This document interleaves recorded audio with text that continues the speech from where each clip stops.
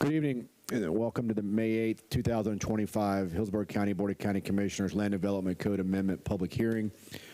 Tonight, we'll have the second of two public hearings on proposed amendments to the county's Land Development Code. The board will vote on these proposed amendments after the close of tonight's public hearing. Development Services staff will now introduce tonight's agenda.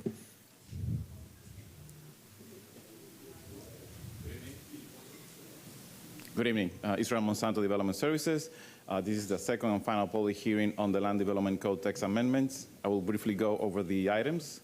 The first item tonight is LDC 250399, storage of recreational vehicles and private pleasure craft. This text amendment will permit the outdoor storage of recreational vehicles, private pleasure craft, and utility trailers through a planned development rezoning. No changes since the first public hearing, and staff is available if you have any questions. And just so you know, this was found consistent by the Planning Commission. All right, thank you, sir. This public hearing, anyone like to speak to the item? All right, any board discussion? If none, if we can have a straw vote on this motion. Move for approval. Motion, Commissioner Myers. Second, Commissioner Wolstel. Please record your vote on LDC 25-0399. Motion carries 7-0. A2. Second item, LDC 250400, a non-conforming lot subdivision recognition. This amendment will provide subdivision procedure to recognize non-conforming lots, which were part of a lot split after the adoption of the Comprehensive Plan July 26, 1989. It would allow lots that need to be platted and bring them into compliance with subdivision requirements. No changes between the first public hearing and this hearing, also found consistent by the Planning Commission. At this public hearing, would anyone like to speak to this item? I don't see any board, anyone on the queue. Can we have a motion? Move approval. Second. Motion, Commissioner Wolstel. Second, Commissioner Cohen. Please record your vote.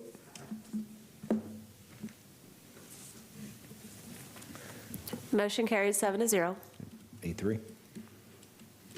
Next item, LDC 250401, rezoning applications with related comprehensive plan amendments. This amendment will allow our applicant to elect having a rezoning application to be heard concurrently to a related comprehensive plan amendment for unincorporated Hillsborough County. An applicant will be able to elect to have a rezoning application that is contingent on a request to amend the future of Hillsborough Comprehensive Plan for unincorporated Hillsborough County be scheduled concurrently. No changes between the first public hearing and this hearing, also found consistent by the Planning Commission. At this public hearing, would anyone like to speak to the item? Can we hear a motion? Move approval. Second. Motion, Commissioner Cohen. Second, Commissioner Wolstel. Please record your vote on A3. Motion carried 7-0. A4. Next item, LDC 250402, maximum building height definition. This amendment will clarify how the maximum building height is measured to be consistent with the Florida Building Code or FBC. LDC currently defines heights as the vertical distance measured from the lowest proposed finished grade of the structure vertically beneath the highest point of the structure, while the Florida Building Code defines the height as the vertical distance from grade plane to the average height of the highest roof surface. So this will update our definition to be consistent between both.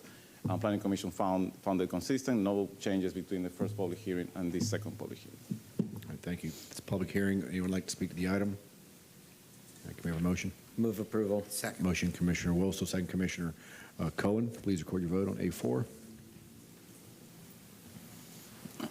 Motion carried 7-0. Okay, A5. And the next final item is 250404, minor changes to plan development provision. This amendment will update the administrative modifications to approve plan developments districts that the administrator is authorized to approve. There are two proposed changes. Changes that site plans that include the configurations and adjustments of internal driveways or parking areas that do not affect setbacks, buffers, site access, or any other approved conditions or standards, and also the conversion of mobile home units to single-family conventional units. No changes between the first public hearing and the second public hearing, also found consistent by the Planning Commission. At this public hearing, would anyone like to speak to this item? Can we hear a motion? Move approval. Second. Motion, Commissioner Wolstel. Second, Commissioner Myers. Please record your vote on A5. Motion carried 7-0. All right, now if we can have a motion adopting the ordinance for the LDC amendments to the LDC code. Move to adopt. Motion, Commissioner Wolstel. Second, Commissioner Miller. Please record your vote. Motion carried 7-0. All right, so we'll adjourn from the LDC code public hearing, and we'll reconvene with the Board of County Commissioners Comprehensive Plan Amendment public hearing. The Board of County Commissioners will consider the transmittal and adoption of text and map amendments to the comprehensive plan. The board will also consider the adoption of a small-scale future land use map amendment and related application for rezoning. I'll now request that the Planning Commission staff introduce the first items for tonight's agenda. Good evening, Commissioners. David Hay with your Planning Commission staff. Before we start with the agenda, I do believe the applicant for item C1 would like to request a continuance, I believe. The applicant like to make a comment?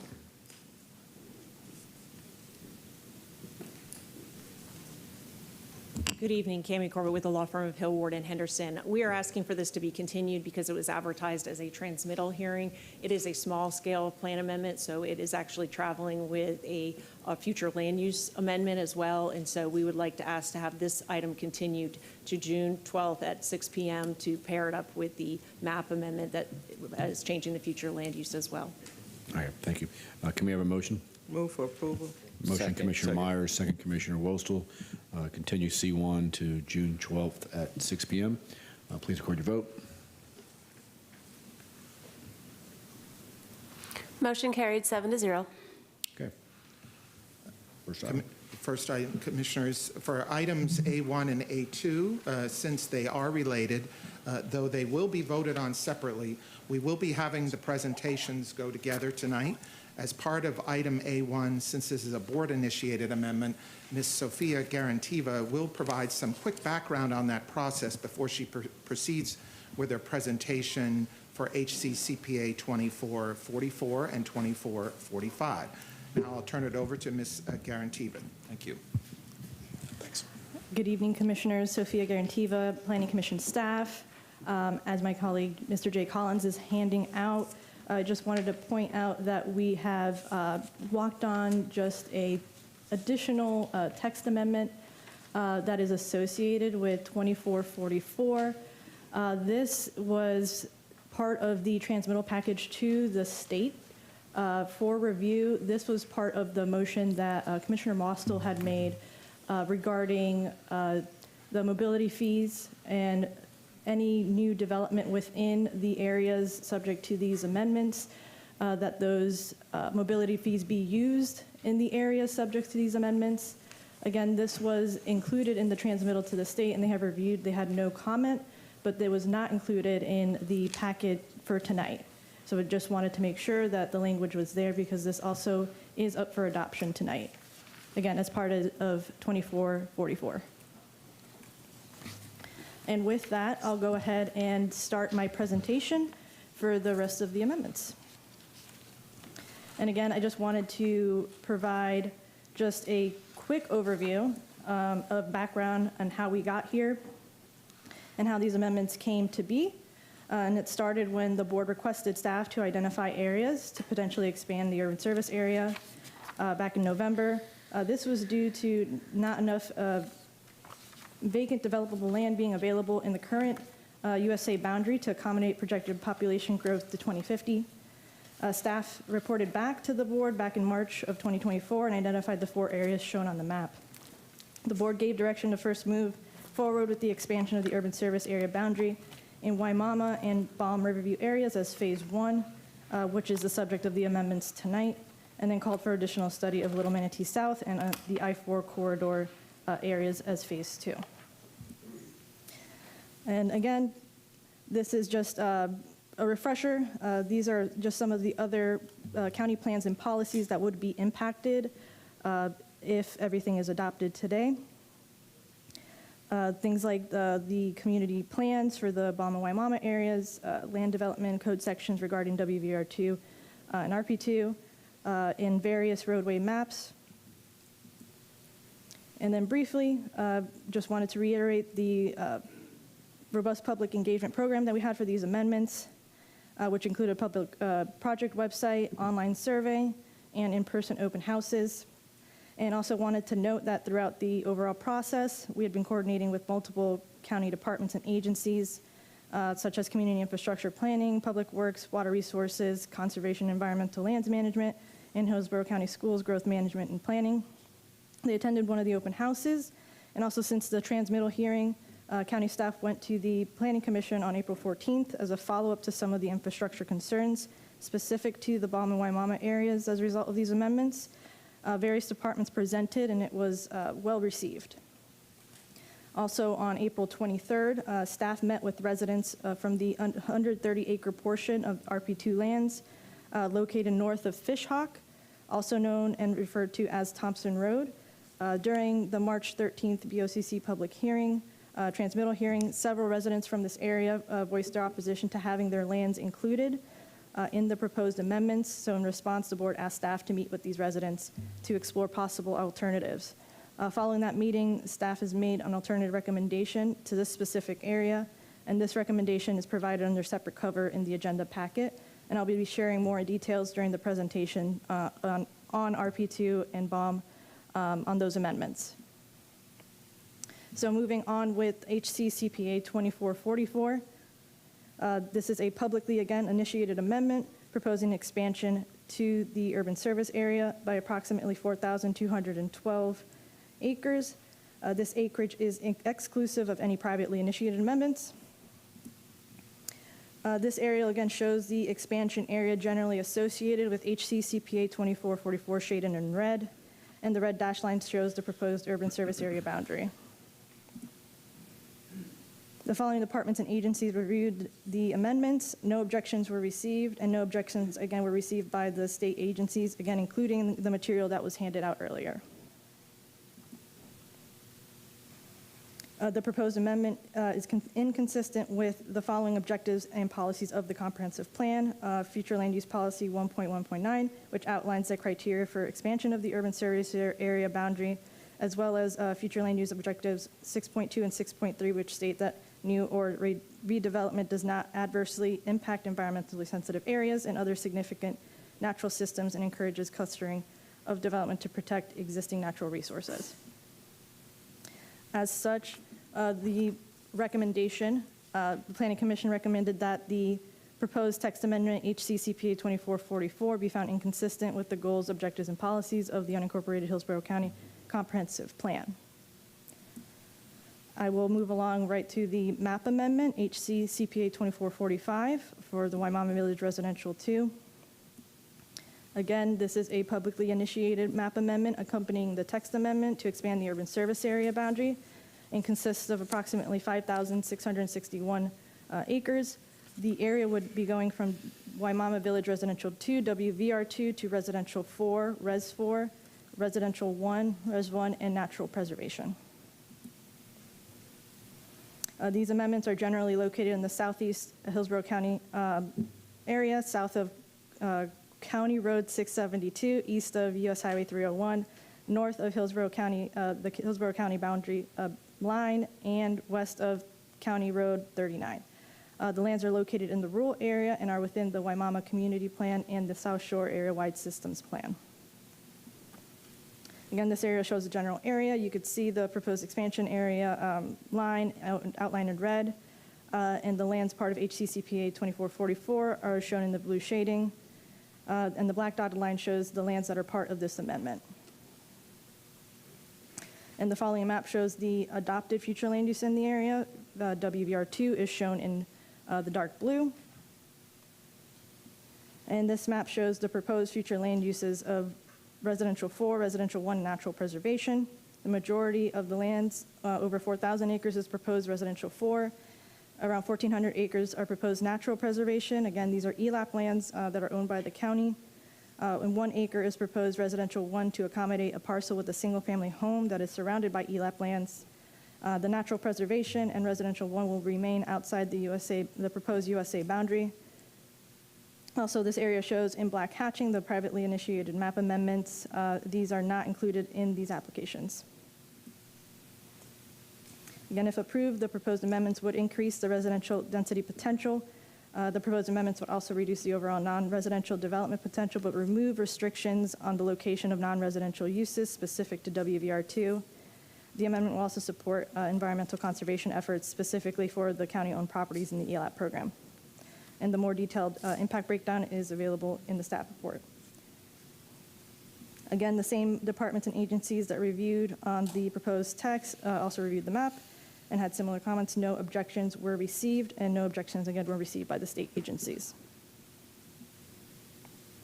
As such, the proposed amendment is inconsistent with the following objectives and policies of the comprehensive plan, specifically future land use policies for the intended uses of the rural area, the policies regarding compatibility and location of land uses, and future land use goal 6, which aims to seek a balance between the preservation of natural systems and the built environment. As such, Planning Commission recommended that the proposed map amendment, HCCPA 2445, be found inconsistent with the goals, objectives, and policies of the unincorporated Hillsborough County Comprehensive Plan. This concludes my presentation on these items, and staff is available for any questions. Okay, thank you. This is a public hearing. Would anyone like to speak to HCCPA 2444 or 2445? I believe one person might have signed up online. Is there anyone virtual? No, Mr. Chair. Reed did not sign up. Okay. Can we have a motion which includes the language that was disseminated this evening that was, I believe, requested by Commissioner Wostel? I'll make a motion. Motion, Commissioner Bowles. Do you have a second? Second. Second, Commissioner Myers. Please record your vote. HCCPA 2444.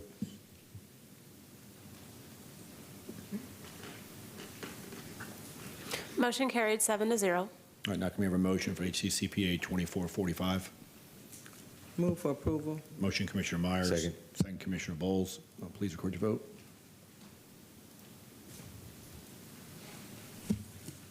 Motion carried 7-0. Okay. Next item. All right, Commissioners, the next two adoption items we have on the agenda this evening are A3 and A4, and since those items are also related, Ms. Garantiva will be presenting these together, though each item will need a separate vote. Thank you. Good evening. All right, thank you again. Sophia Garantiva, Planning Commission staff, here to present the text and map amendments associated with the board-directed expansion of the Balm Riverview area, starting with HCCPA 2446. Again, this is a publicly initiated text amendment and originally proposed an expansion of the urban service area by approximately 8,041 acres. The aerial shows the expansion area generally associated with HCCPA 2446, shaded in red.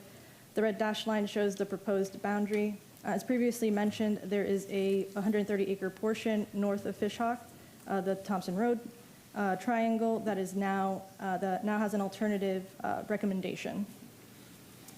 And based on the discussions with the residents in the area, staff is proposing that this area is removed from the proposed expansion and stay in the rural area. This would bring the total acreage from 8,041 acres to 7,911 acres for this amendment. Again, the same departments and agencies as the previous amendments reviewed. No objections were received, and no objections were received by the state agencies. The proposed amendment found inconsistent with the following objectives and policies of the comprehensive plan, specifically future land use policy 1.1.9, which outlines like criteria for expansion of the urban service area boundary, future land use objective 3.1 for the intended uses in the rural area, and future land use goal 6, which aims to seek a balance between the preservation of natural systems and the built environment. As such, Planning Commission recommends that the proposed text amendment, HCCPA 2446, be found inconsistent with the goals, objectives, and policies of the unincorporated Hillsborough County Comprehensive Plan.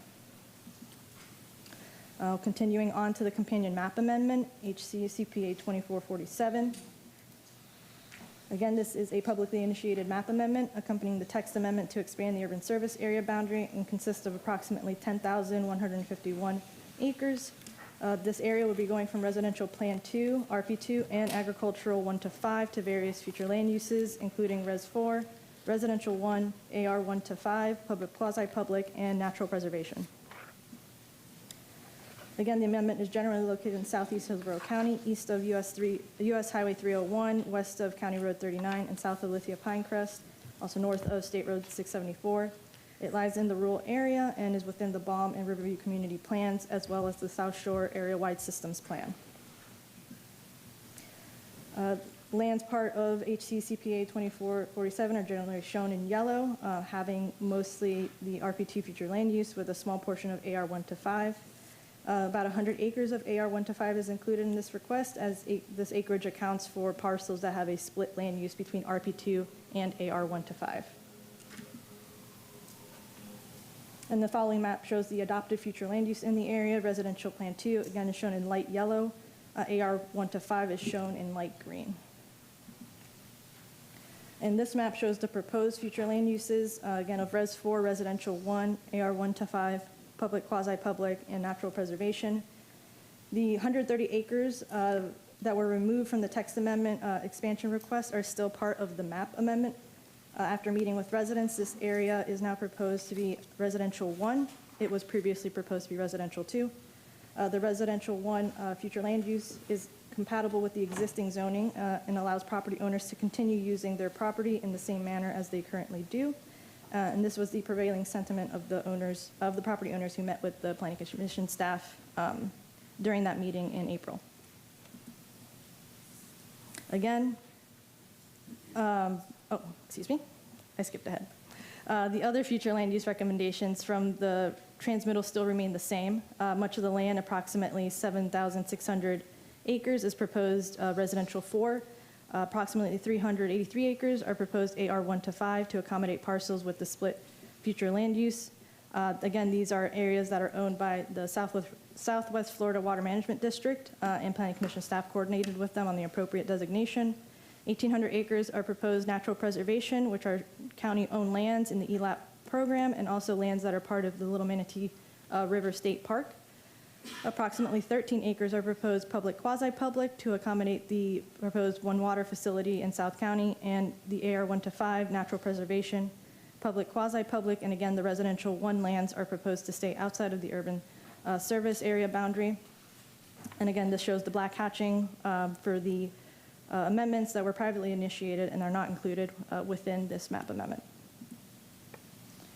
Again, if approved, the proposed amendment would increase residential density potential, even including the recent changes.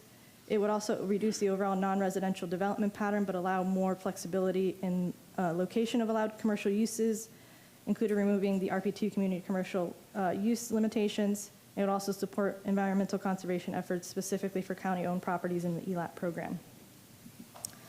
Again, the same departments and agencies reviewed and commented on the proposed map amendment as they did the text, and no objections were received, and no objections were received by the state agencies.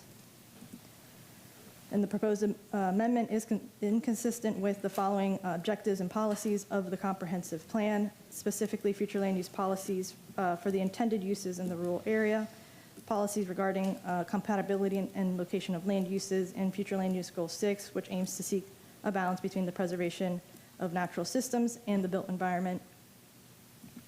As such, Planning Commission recommends that the proposed map amendment, HC CPA 2446, be found inconsistent with the goals, objectives, and policies of the unincorporated Hillsborough County Comprehensive Plan. And this concludes my presentation. Staff is available for any questions.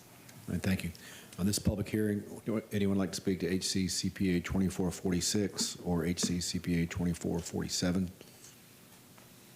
Seeing none, can we have a motion? Move for approval. All right, this is for HC CPA 2446, and we'll include in the motion that the amendment has been amended per the memo from Melissa Zornita dated April 28, 2025, and included in the backup. So, motion, Commissioner Meyer, second Commissioner Cohen.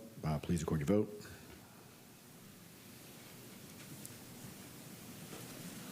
Motion carried 7-0. And if we can have a motion for HC CPA 2447. Move for approval. Motion, Commissioner Meyer, second Commissioner Cohen. And again, the motion includes that the request has been amended per the memo from Melissa Zornita dated April 28, 2025. Okay, we've got a motion and a second. Please record your vote.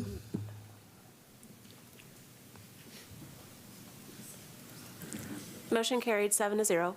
Okay, next item. Thank you. David Hay again, Planning Commission staff. The next item is a small-scale amendment with a concurrent rezoning. I will be presenting item B1 before I turn it over to county staff for item B2. If I could, oh, you're going to run the presentation? Thank you very much. All right, this amendment, HC CPA 2320, it's located at 1322 East Dr. Martin Luther King Jr. Boulevard. It is privately initiated. It is a small-scale amendment. It's approximately 4.83 acres in size. Currently, the future land use designation is residential 1, and the applicant is seeking to go to the light industrial planned future land use category. Here we have a general locator map. It is located within the rural area of Hillsborough County. It also falls within the boundaries of the Seffner-Mango community plan. It is also located within the boundaries of a wellhead protection zone. Next slide, thank you. Here we have an aerial of the subject site. You could see the blue line to the south. All that property south of the blue line is within the urban service area. North of the blue line is in the rural area. So to the south, we have vacant and large lot residential. We have large lot residential to the north and west. And then we have existing light industrial uses directly to the east. Next slide, please. As we typically do, Planning Commission staff goes out and takes photos of the site as part of our review. Here, we're looking at the subject site from East Dr. Martin Luther King Jr. Boulevard. Next, we're looking west down East Martin Luther King Jr. Boulevard. The subject site's on the right. Here, we're looking east down Dr. Martin Luther King Jr. Boulevard, so the subject site's on the left. Here, we put our camera over the fence, and this is a view of the subject site as the time we went out to the site. And here, we're looking at the property from the western property, western property on the west side, looking toward the subject site. These are the view of the homes located in the subdivision to the north, located on Vinekeeper Court. The subject site is behind those homes, behind the trees there. Next, we have the adopted future land use map. You could see the subject site in that light green color, and the properties directly to the north and west are all that residential 1. To the east, in that light gray, is the light industrial planned, and then to the south, in that tan color, is the residential 4. Under the proposed future land use, you could see that the subject site has turned light gray to represent that light industrial planned. On to the impacts. Currently, under the existing future land use, the subject site could be considered for a maximum of 4 dwelling units, or approximately 52,598 square feet of non-residential uses. Under the light industrial plan, those residential uses would not be permitted, but non-residential square footage would increase potentially to a maximum of 157,700 square feet. And again, it would eliminate any potential for residential uses. On to the next slide. Your Planning Commission has reviewed the proposed request in the adopted comprehensive plan and has found the request inconsistent with numerous comprehensive plan objectives and policies. Objective 4 of the future land use element establishes that the rural area shall provide areas for long-term agricultural uses and large lot, low-density rural residential uses, which can exist without the threat of urban and suburban encroachment.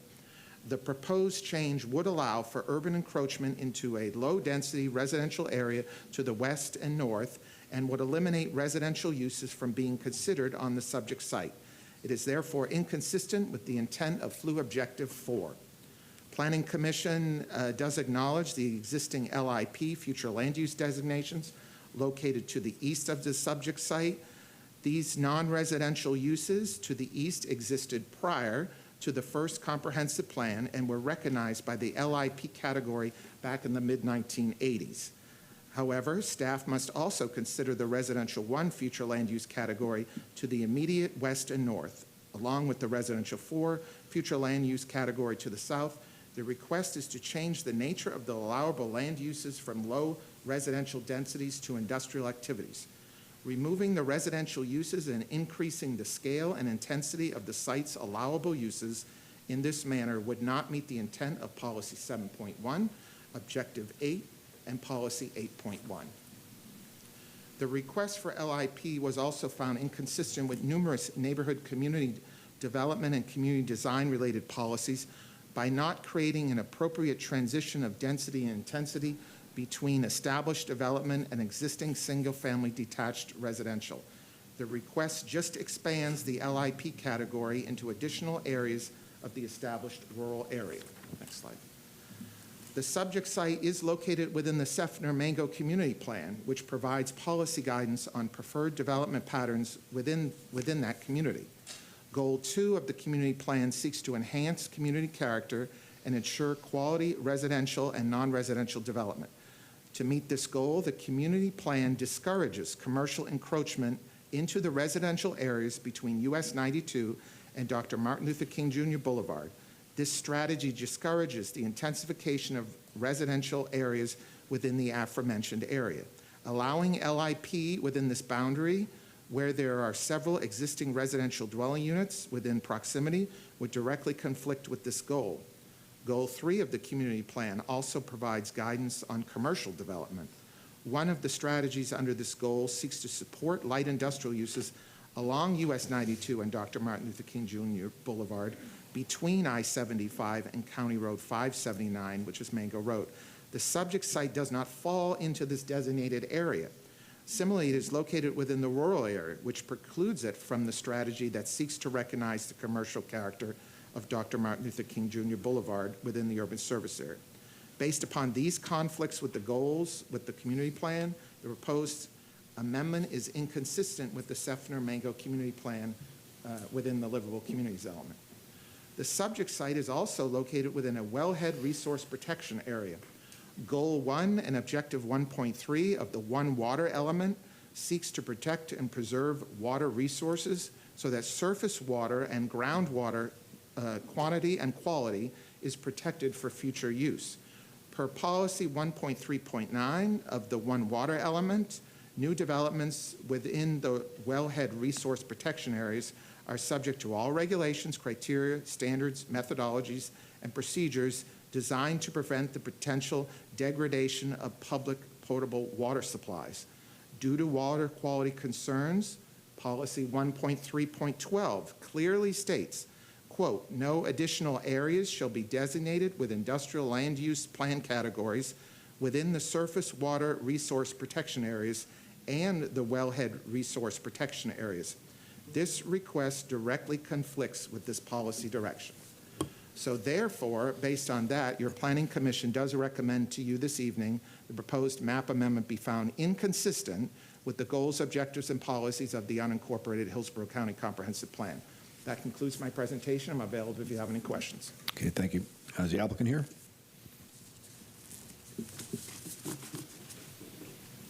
Good evening.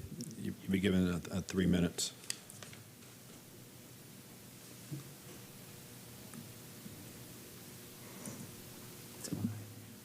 Thank you. Rebecca Kurt, Brooks, Rocha, Colby and Rice, 400 North Tampa Street. I have with me tonight Mark Cara representing the applicant.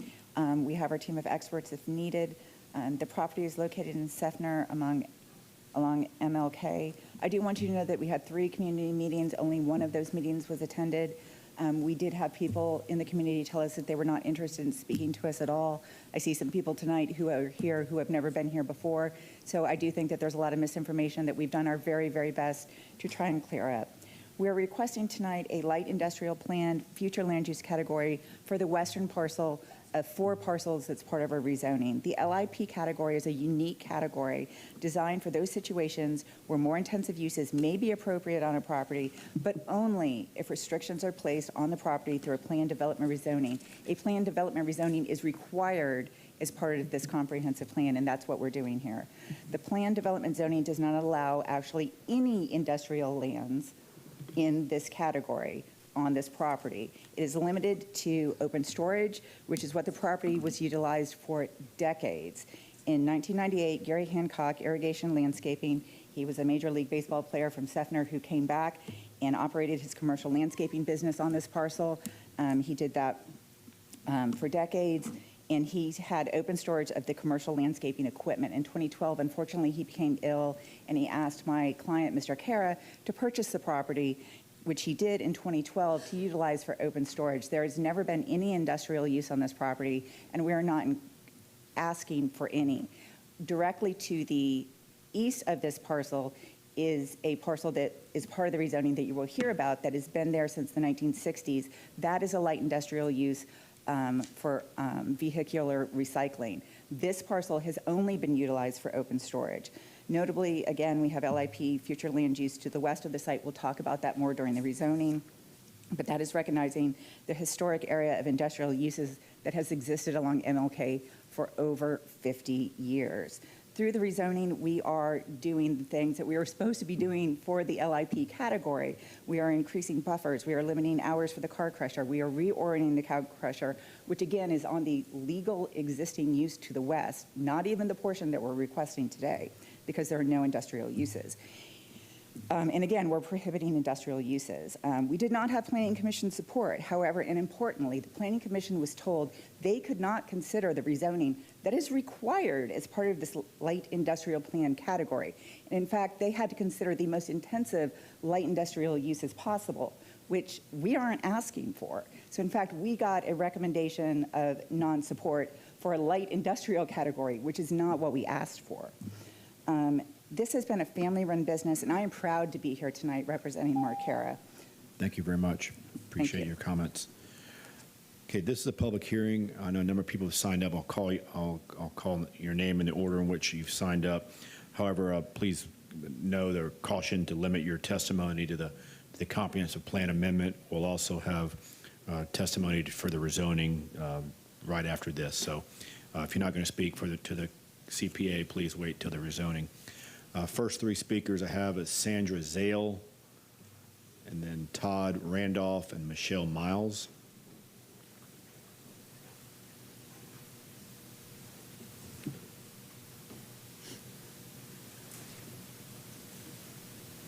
Good evening.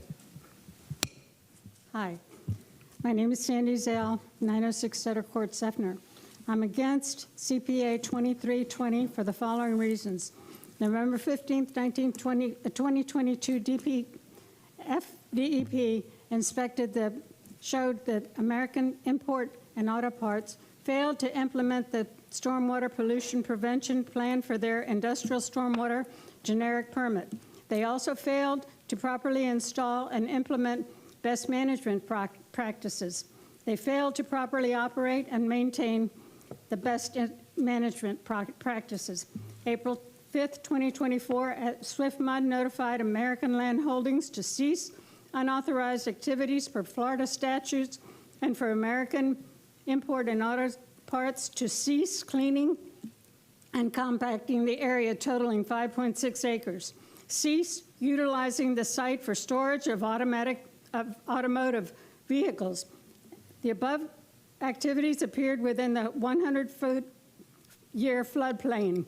June 5th, SwiftMud's letter confirmed that unauthorized activities needed remediation for stabilization and compaction of majority of 5.6 acres. The activities are occurring within the 100-year floodplain and the Pemberton Creek and Baker Canal regional watershed model. Remediate the area and apply for environmental resource permits by July 5th, 2024. An extension was requested. As of yesterday, May the 7th, no application has ever been made to SwiftMud, and the activities continue. December 3rd, 2024, DEP second inspection showed oil stainings, and only some of the stormwater pollution prevention plan was implemented. There is potential for stormwater pollution discharge from the site to the regulated receiving waters. The best management practices to protect the regulated surface waters have not been carried out. Today, they're requesting a property extension to continue storing wrecked vehicles, which could lead to further pollution of the groundwater and contamination of the soil. The company is green certified, which is voluntary. However, the company clearly violates the county's One Water chapter goals and intents. How can we believe that they will ever abide by laws when the history shows that they have continually ignored the laws that protect our water resources and environment?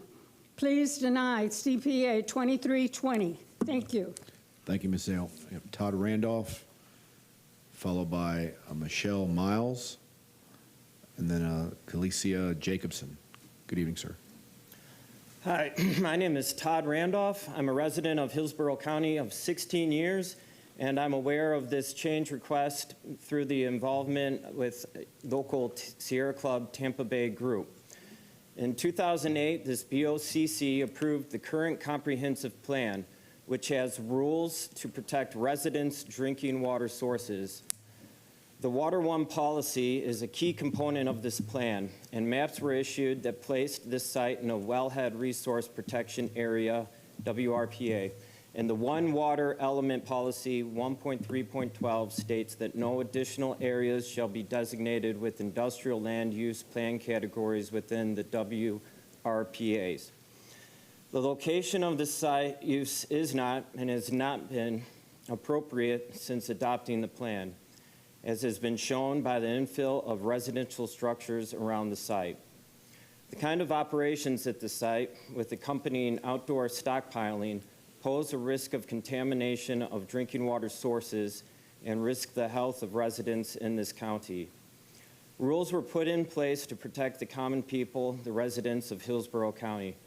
Rules that are attempting to be eroded and placing residents and the watershed at risk and weakening the reputation of Seffner for private gains of one questionable actor. There are other locations in the county that are more suitable for outdoor stockpiling of automotives that would not pose a risk to water sources, locations that are already industrial and would allow Seffner to maintain the farm charm appeal of country life. Should this county disregard the established protections to residents that the comprehensive plan provides and change the character of a community for the convenience of one business?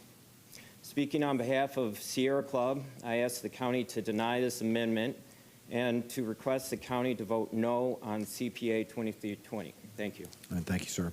Michelle Miles. Is there Kalicia Jacobson? And then Elaine Lopez. Good evening. Hello, Michelle Miles, 412 Vinekeeper Court. I strongly oppose CP 2320, as this action is just a circumvention of fines. They have been violating code enforcement magistrate rules.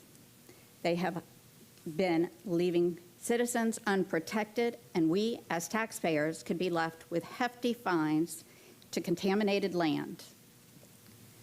It is unthinkable that this board could, with a straight face and in good conscience, ignore the Planning Commission, who is here to protect the One Water chapter that you all implemented with the infrastructure built to alleviate flooding and also to protect our groundwater from contamination. March 2011, is that on?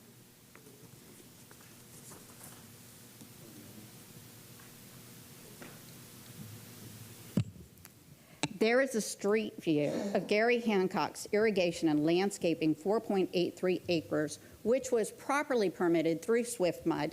Those permits are not transferable.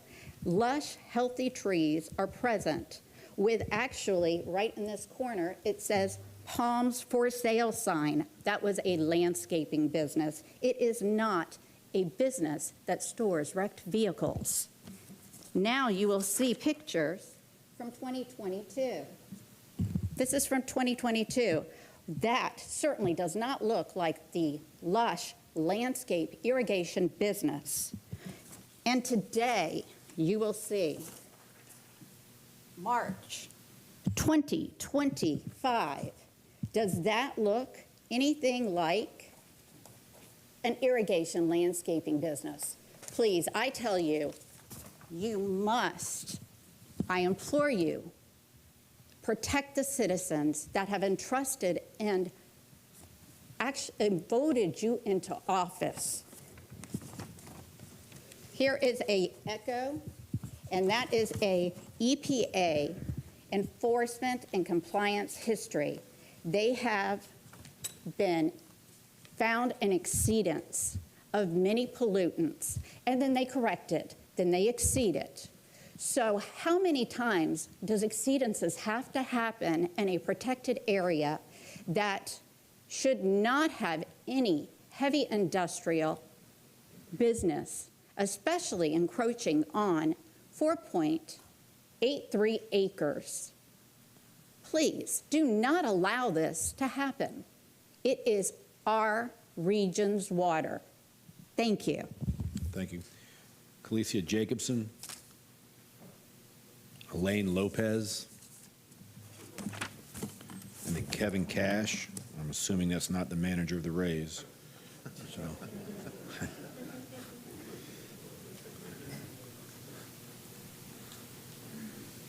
Next speaker, please come forward.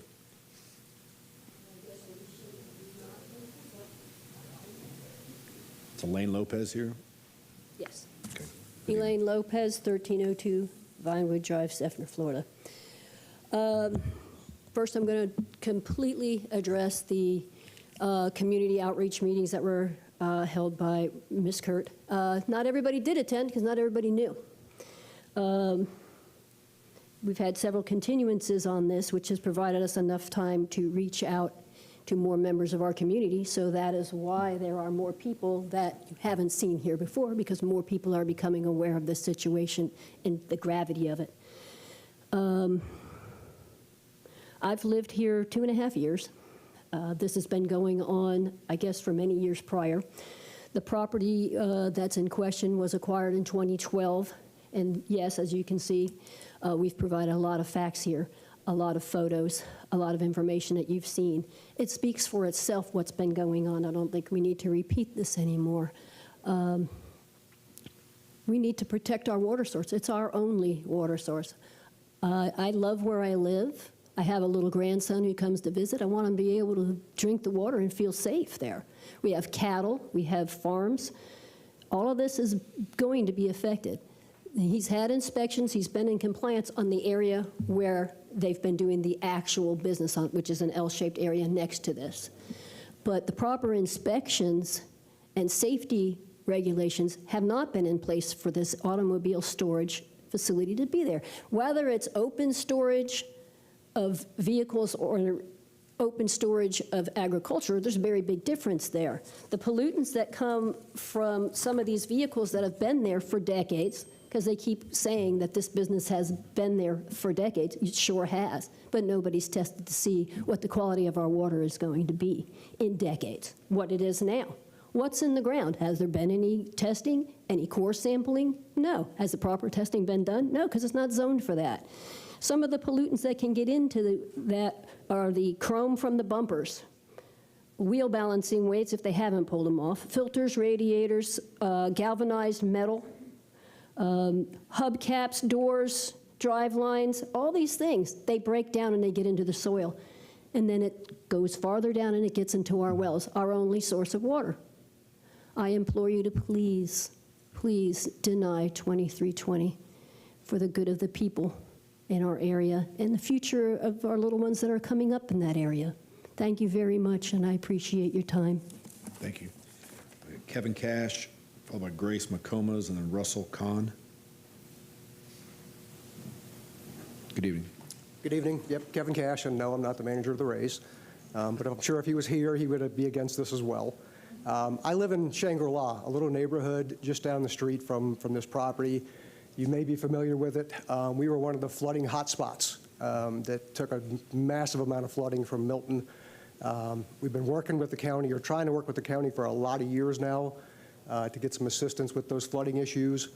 One of the reasons the county has told us that they can't help at different times is that the only place they can send our excess water is up to Baker Creek.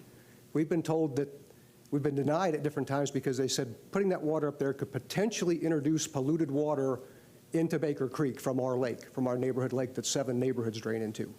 Well, I kind of find it hard to believe that, we can't move our excess water because it may be polluted runoff from people's yards and houses, but we can allow a property like this that's been polluting that watershed for decades, and they're asking to continue doing it and actually make it worse. To me, that's just incredibly hypocritical that we would do that. We need to be finding solutions for how to make our water better and how to manage it better so we don't have these issues. But allowing someone to just dump more and more polluted water into that ground table over there, it just makes no sense. While at the same time, the county tells us they can't help us because it might introduce some polluted water from our lake, our very lively lake that is one of the most lively lakes in the area. Every kind of wildlife you could imagine lives on it. But I can't move excess water out of that to prevent homes from getting flooded. But these guys can pollute the landscape and have that leach into the water and into Baker Creek and everything downstream from it. So that's why I'm opposed to it. I think there's better solutions than allowing businesses like that in these watersheds. Thanks. Thank you, sir. Grace McComb, you got to speak from the podium, Grace. Yes, but from the podium, please. Okay. Everybody that's here in opposition of this could get down here tonight. Thank you all. My name is Grace McComas, 8050 Darby Street, and I'm here as always to protect the Seffner-Mango Community Plan. I'm opposed to the CPA 2320 and to legitimizing the industrial use of the plan category. Comp plans have been changed over the years and no longer allow light industrial in this rural area, nor does the Seffner-Mango Community Plan. These are the points to remember, Commissioners. These plans and policies were approved and adopted by the BOCC prior to the purchase of this property in 2012. In 2009, the comprehensive plan established for consideration of commercial use in the rural areas shall be limited to office uses, childcare, and places of worship. The Seffner-Mango Community Plan of 2010 adopted that same wording in Goal 3. There are other important binding statements included in our plan. Our Goal 1 states to protect the wetlands, watershed, and the environment. This property is on the Pemberton Creek watershed, the 100-year floodplain, and an environmentally sensitive land. Our Goals 2 and 3 clearly identify the areas of the urban service area west of State Road 579 that allow light industrial. Our plan does not include any industrial in the rural areas. We also placed emphasis on compatibility with surrounding neighborhoods, in this case, single-family homes on 1-acre lots, which most of these people live on, and states commercial shall not encroach into the surrounding residential neighborhoods. Seffner citizens rely on you all to support your own county regulations, plans, and policies. The BOC must, by law, adhere to the plans and policies that they have approved. I say the board, Commissioner Hagan is the only remaining member from that time, but they are still binding policies for all commissioners. My objections include the policies of the Wellhead Resource Protection, the One Water Element Policy, and the Hillsborough County Land Development Codes, all of which will be or have been spoken about tonight. Thank you for your time. Deny this CPA. In good conscience, you can do no other. Thank you. Thank you, Ms. McComas. Russell Kahn, followed by James Limley, and then Brenda Limley. Good evening, sir. Good afternoon, or good evening, County Commission. I appreciate all of your time. Thank you for having this meeting for us. My name is Russell Kahn. I live at 607 Valencia Park Drive, Seffner, Florida 33584, which is just south of MLK and the railroad, so I'm on the other side. However, I am a part of the affected community because the water path does have, we have a public well access. I'm going to go a different direction. You guys have heard the environmental concerns quite a bit, and it is good to see all of you. There is an aspect here that I think this board should consider.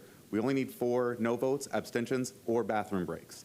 But there is a possibility that I'm not a land use attorney. There are land use attorneys in this room that I'm sure would love to make precedent on the Burt-Harris Act revisions. So I just think you guys should really talk to county attorneys and make sure that if you vote in favor of changing this, you aren't adversely affecting private home ownership in the immediate vicinity I think that is an important aspect for this county commission to be aware of considering. Additionally, what I would like to add is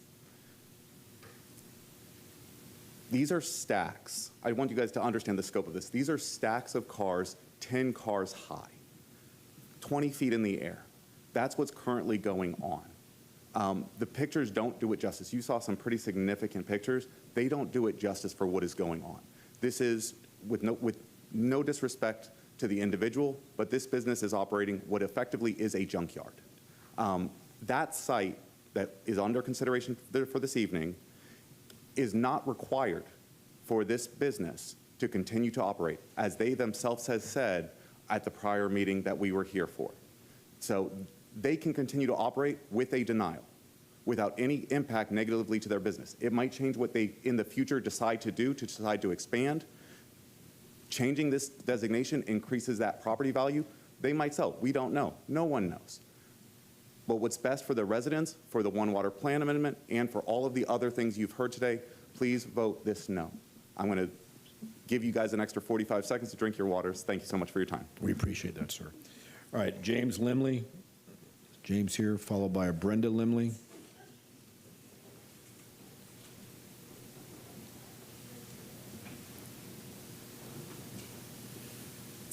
Good evening.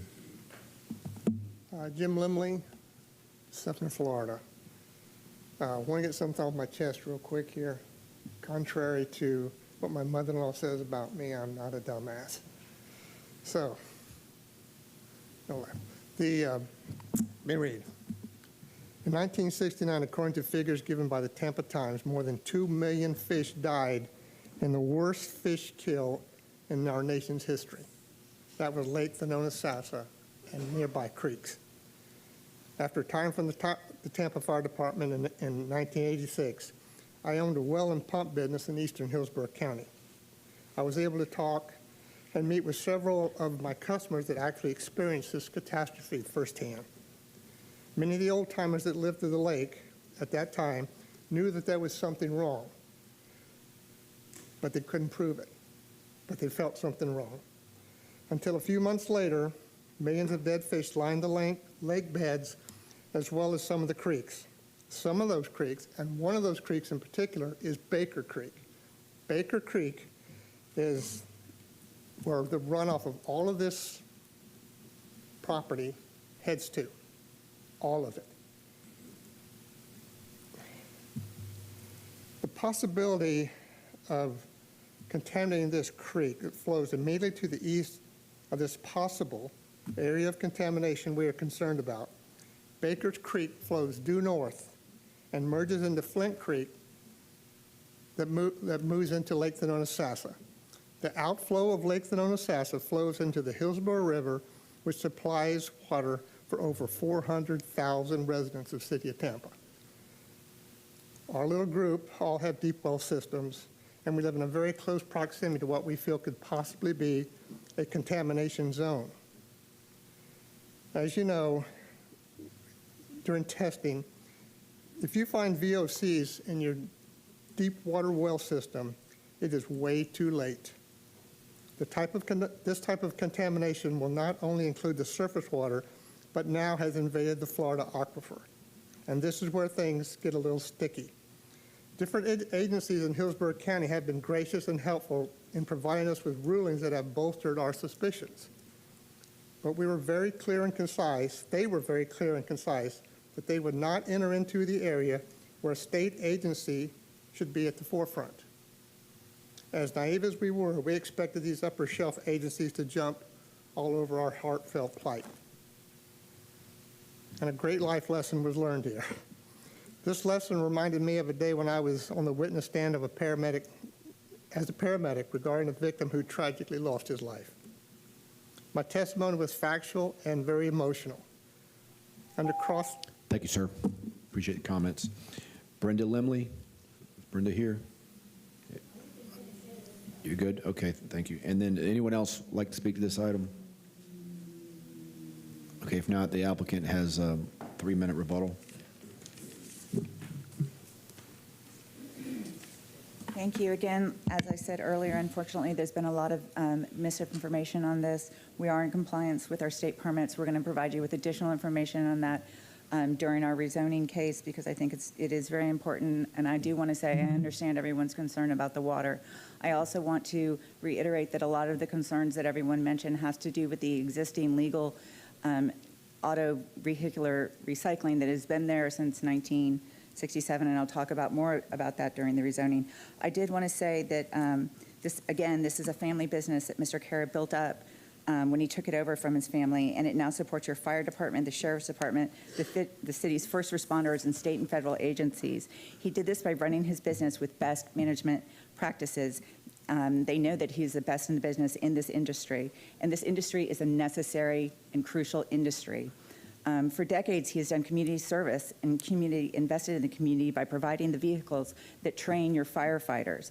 The county recognized this community service this year with an award from Fire Rescue, and the EPC has recognized him as a certified green yard, which is a voluntary program that recognizes utilizing best management practice. In fact, he was involved in the creation of the program. Last year, one of these neighbors called and complained to EPC about this site, and EPC went out with their wastewater and their air management to do a comprehensive investigation of this site. Not only did they find no violations, not even technical violations, which is frankly nearly unheard of, they actually recertified him for using best management practices.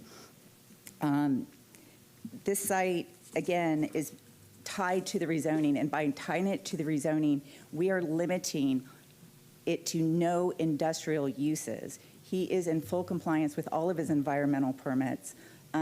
There is a SwiftMud permit that's pending, or well, it's not pending. There's a SwiftMud issue on the site due to the compaction of the soil, not due to any sort of pollution.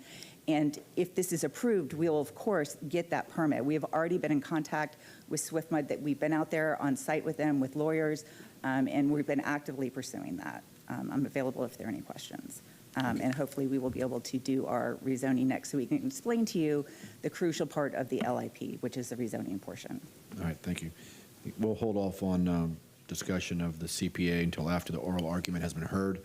This time, if anyone's planning on providing testimony during the rezoning, will you please stand, raise your right hand so the clerk can swear you in?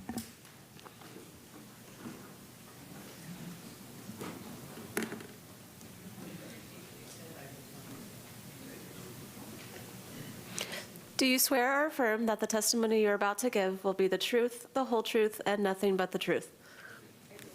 Thank you. Staff want to introduce the item.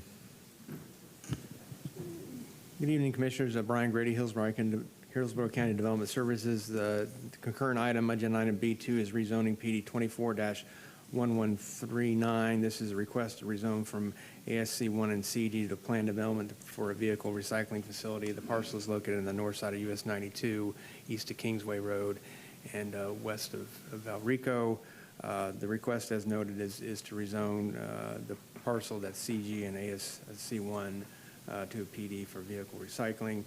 Staff reviewed this based on the concurrent assumptions based on the concurrent LIP, and reviewed it based on that assumption of approval of that, and our review is based on ultimately the final action on the LIP, based on a review of the request and the proposed restrictions offered by the applicant regarding buffering, screening, operating hours, and orientation of the car crushing facility. Staff did find the request compatible with the surrounding development pattern based on, again, the existing situations concerning the area that's zoned, that's already LIP, and the expansion area. Staff did find this approval. The Planning Commission found it inconsistent, and the hearing officer recommended approval, and we're available for any questions. Thank you. Okay. The applicant, come back up.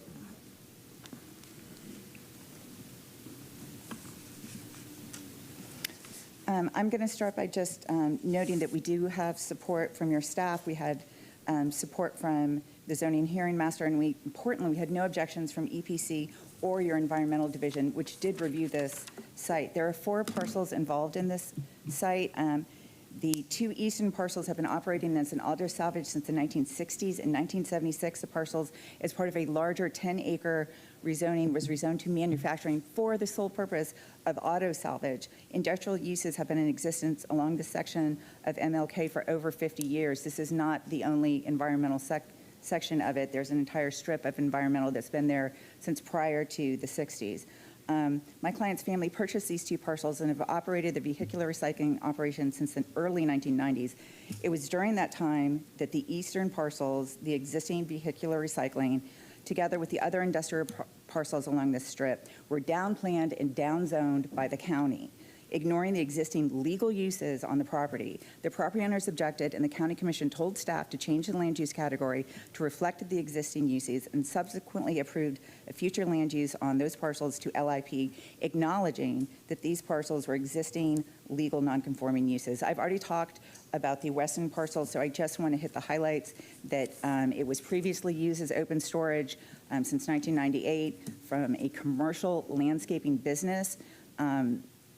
And it has only been used for open storage to date. Finally, the northeastern parcel, which is abutting some of the northern residential, was purchased by my property a few years ago to be utilized as a buffer to the north. Prior to that, it was used intermittently to store semi-trucks, probably not legally, but not by my client.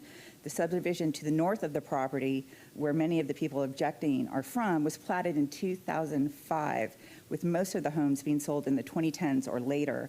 The first home was sold in 2005 to the property owner adjacent to the north of the property, who is not objecting to this request. I've spoken to him. He's not here tonight, but he has told me that he has no objection to this request at all, and I've been in constant contact with him with all of the updates on our site plans. We also have no objections from any of the property owners who are abutting us to the north. Our request in sum is to bring the entire site into conformance, allowing the open storage of vehicles and allowing the current non-conforming vehicular recycling use to continue as today, except it is going to be much more restricted than it is today, where it is now currently a legal use, which will be a net benefit for the neighborhood. Any remaining time, well, now I'm going to turn it over to the planner, and at the end, if there's any remaining time, we'd like to save it for rebuttal. Thank you. Thank you. For the record, Isabel Albert with HAP 1000 North Ashley Drive. I'm representing the applicant, and I'm a certified planner. So basically, going back to the history that she talked about in 1965, this is the earliest area that we were able to find that the use was actually in operation during that time. And then in 1976, the property owner at that time wanted to do the zoning to recognize what was there, which was zoned to MI, which is an industrial district, and the use was for auto salvage and storage. Since then, you heard in early 1990s, there is a zoning conformance, and they downzoned the property to commercial general. However, in 92, around in 92, Planning Commission was directed to recognize the uses that were on site with a future land use, and therefore they gave the LIP. At that point, the property owners to the east recognized this LIP and wanted to make sure that they were protected, so they did the plan development industrial. Unfortunately, the property owner at the time of our site did not do so. But then you can see again in 1985, the use was continued. So this brings us today, making sure that we are applying for the plan development in order to be compatible and consistent with the area. And this is how we impose these conditions in order to do so. Starting with the buffers, you know, you can see from the north, as Ms. Kirk explained, there was a 200 buffer that we were committed to over here, and then a portion of the existing legal use has been converted to to open space for at least 100 feet. We further increased the required buffer from 20 feet to 30 feet, but not only that, we also increased the screening from a 6-foot fence to a 6-foot wall and committed to that. On the zoning site plan, we're also committed to the area where the vehicle storage is going to be occupied over here. And the yellow area is to continue the use of the existing legal use of the recycling facility, but we imposed more condition, first and foremost, starting with the compactor. The compactor is facing to the east, to the west, and therefore the projection of the noise was going west and northern. Through the condition and the site plan control, this is being reoriented to the south to make sure that the the noise projection is away from the residential development, as well as committed to weekdays and also hours of operation. Development Services does recognize the area of being heavy commercial, and also recognize that the plan development is going to address all these compatibility concerns with the conditions of hours of operation and uses.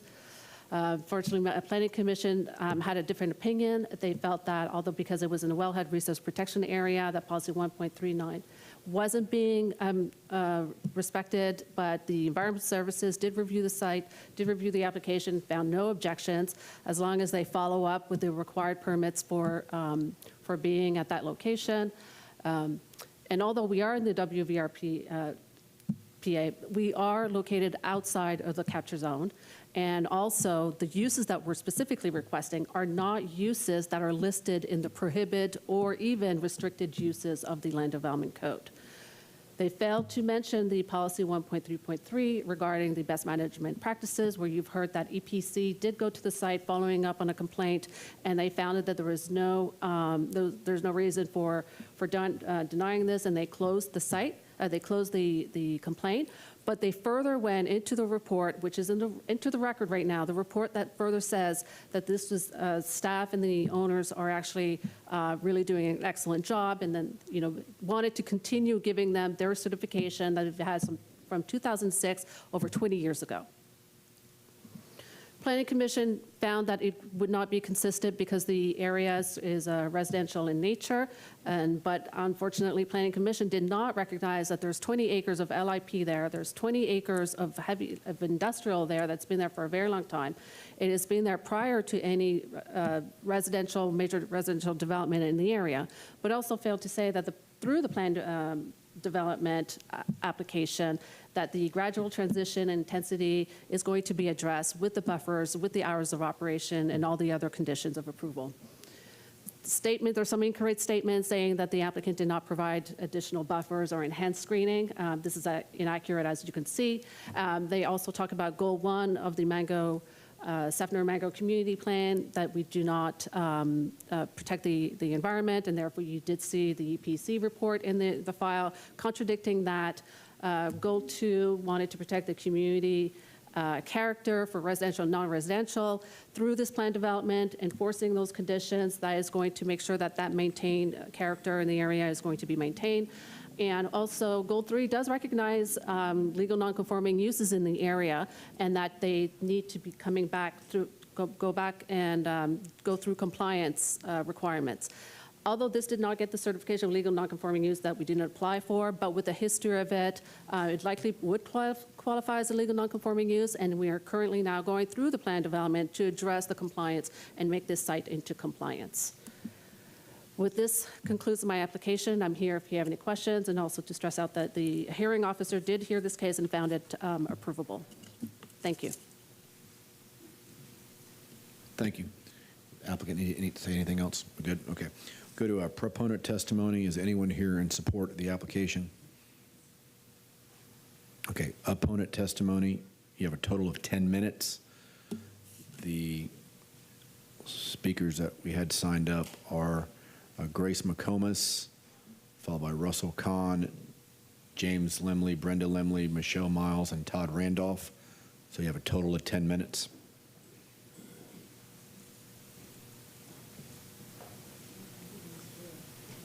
Does anyone want to speak?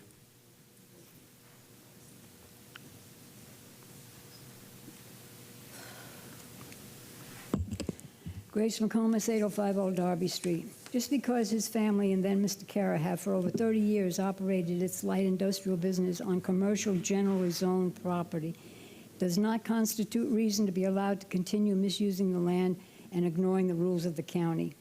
Only because of being cited by code enforcement violations over 2 years ago, had any attempt been made to acquire a proper zoning or permits or to comply with the county standards of auto recycling. So obviously, I'm opposed to this.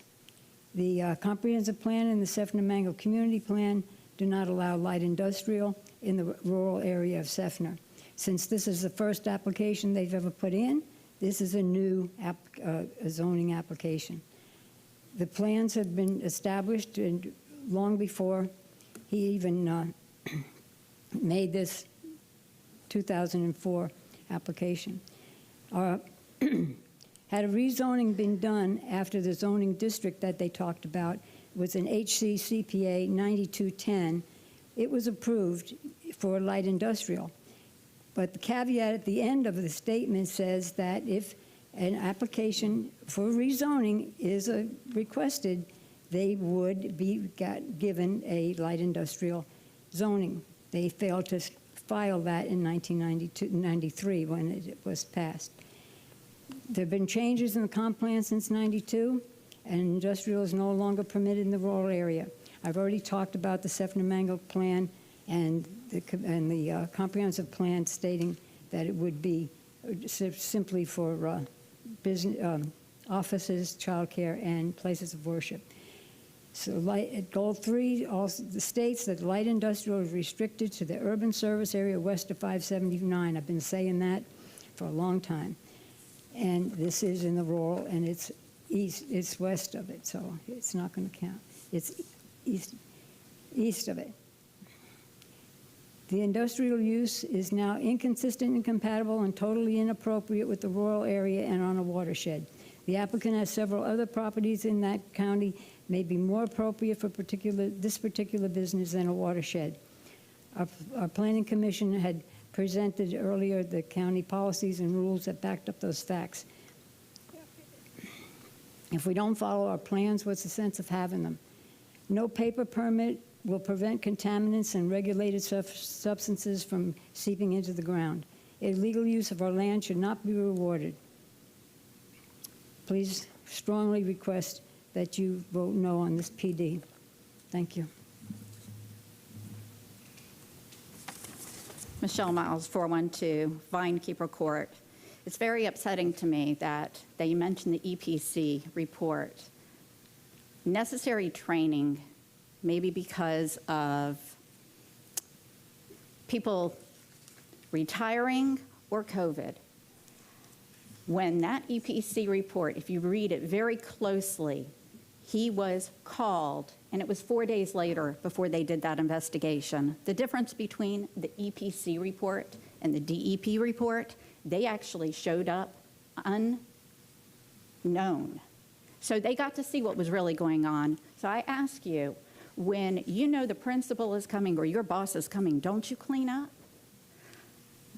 To consider that this is a business that's been operating for over 30 years, facts are definitely incorrect. Number one, west of MLK is not another business, but it is a homesteaded business, and that gentleman's been here each time, and he has no fence. There was no variance asked, and on that 4.83 acres, his home is to the left, where there's a lot of green, just like the agricultural home had a lot of green. Can you see it? His home is here. That is there. The other homes that are very, very impacted are down this small road, Chastain. It is a very narrow 2-lane road with no sidewalks. All of this information I provided over 50 pages because I just didn't know how they were going to fight this. Their business is not new, or they got to have their business without being registered into Sunbiz, Florida. Maybe that's acceptable. American and Import Auto Parts, LLC, was not registered active until 15 years ago, not 30 years ago, not 60 years ago, and they have been operating on ASC1 agricultural land that was previously operated by a landscaping business. All of the LLCs had open code enforcement, and that the zoning officer, how in the world she could have overruled this when it is people's lives. Please, I ask you, if your home, this is our county, people's lives depend on water. And if we contaminate our water, we're going to be the new Flint, Michigan, or Flint Creek. I just don't know what to say to you to make you guys understand the importance of this. So if this is approved, you're telling me, industrial businesses, we're just going to turn the other way with each one. How can you, in good conscience, ignore the laws? Please say no.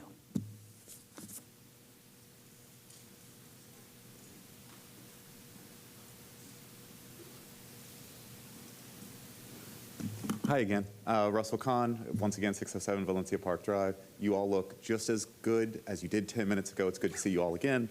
I'm not going to repeat things that have already been said. However, all of the other landowners, there are a couple of homesteaders. The planned development directly behind the location was built after, 2010? Was it after, when year was it built? So yeah, so the county has decided to allow that planned development, that community to exist, to then pull the rug out from under them and then put industrial right in their backyard, literally in their backyard, would be unfair to this own county who has said, hey, we want residential here. We want you guys to enjoy this rural lifestyle, have your dogs, have your kids, have safe streets to play in at the end of a cul-de-sac, and they'll be safe here.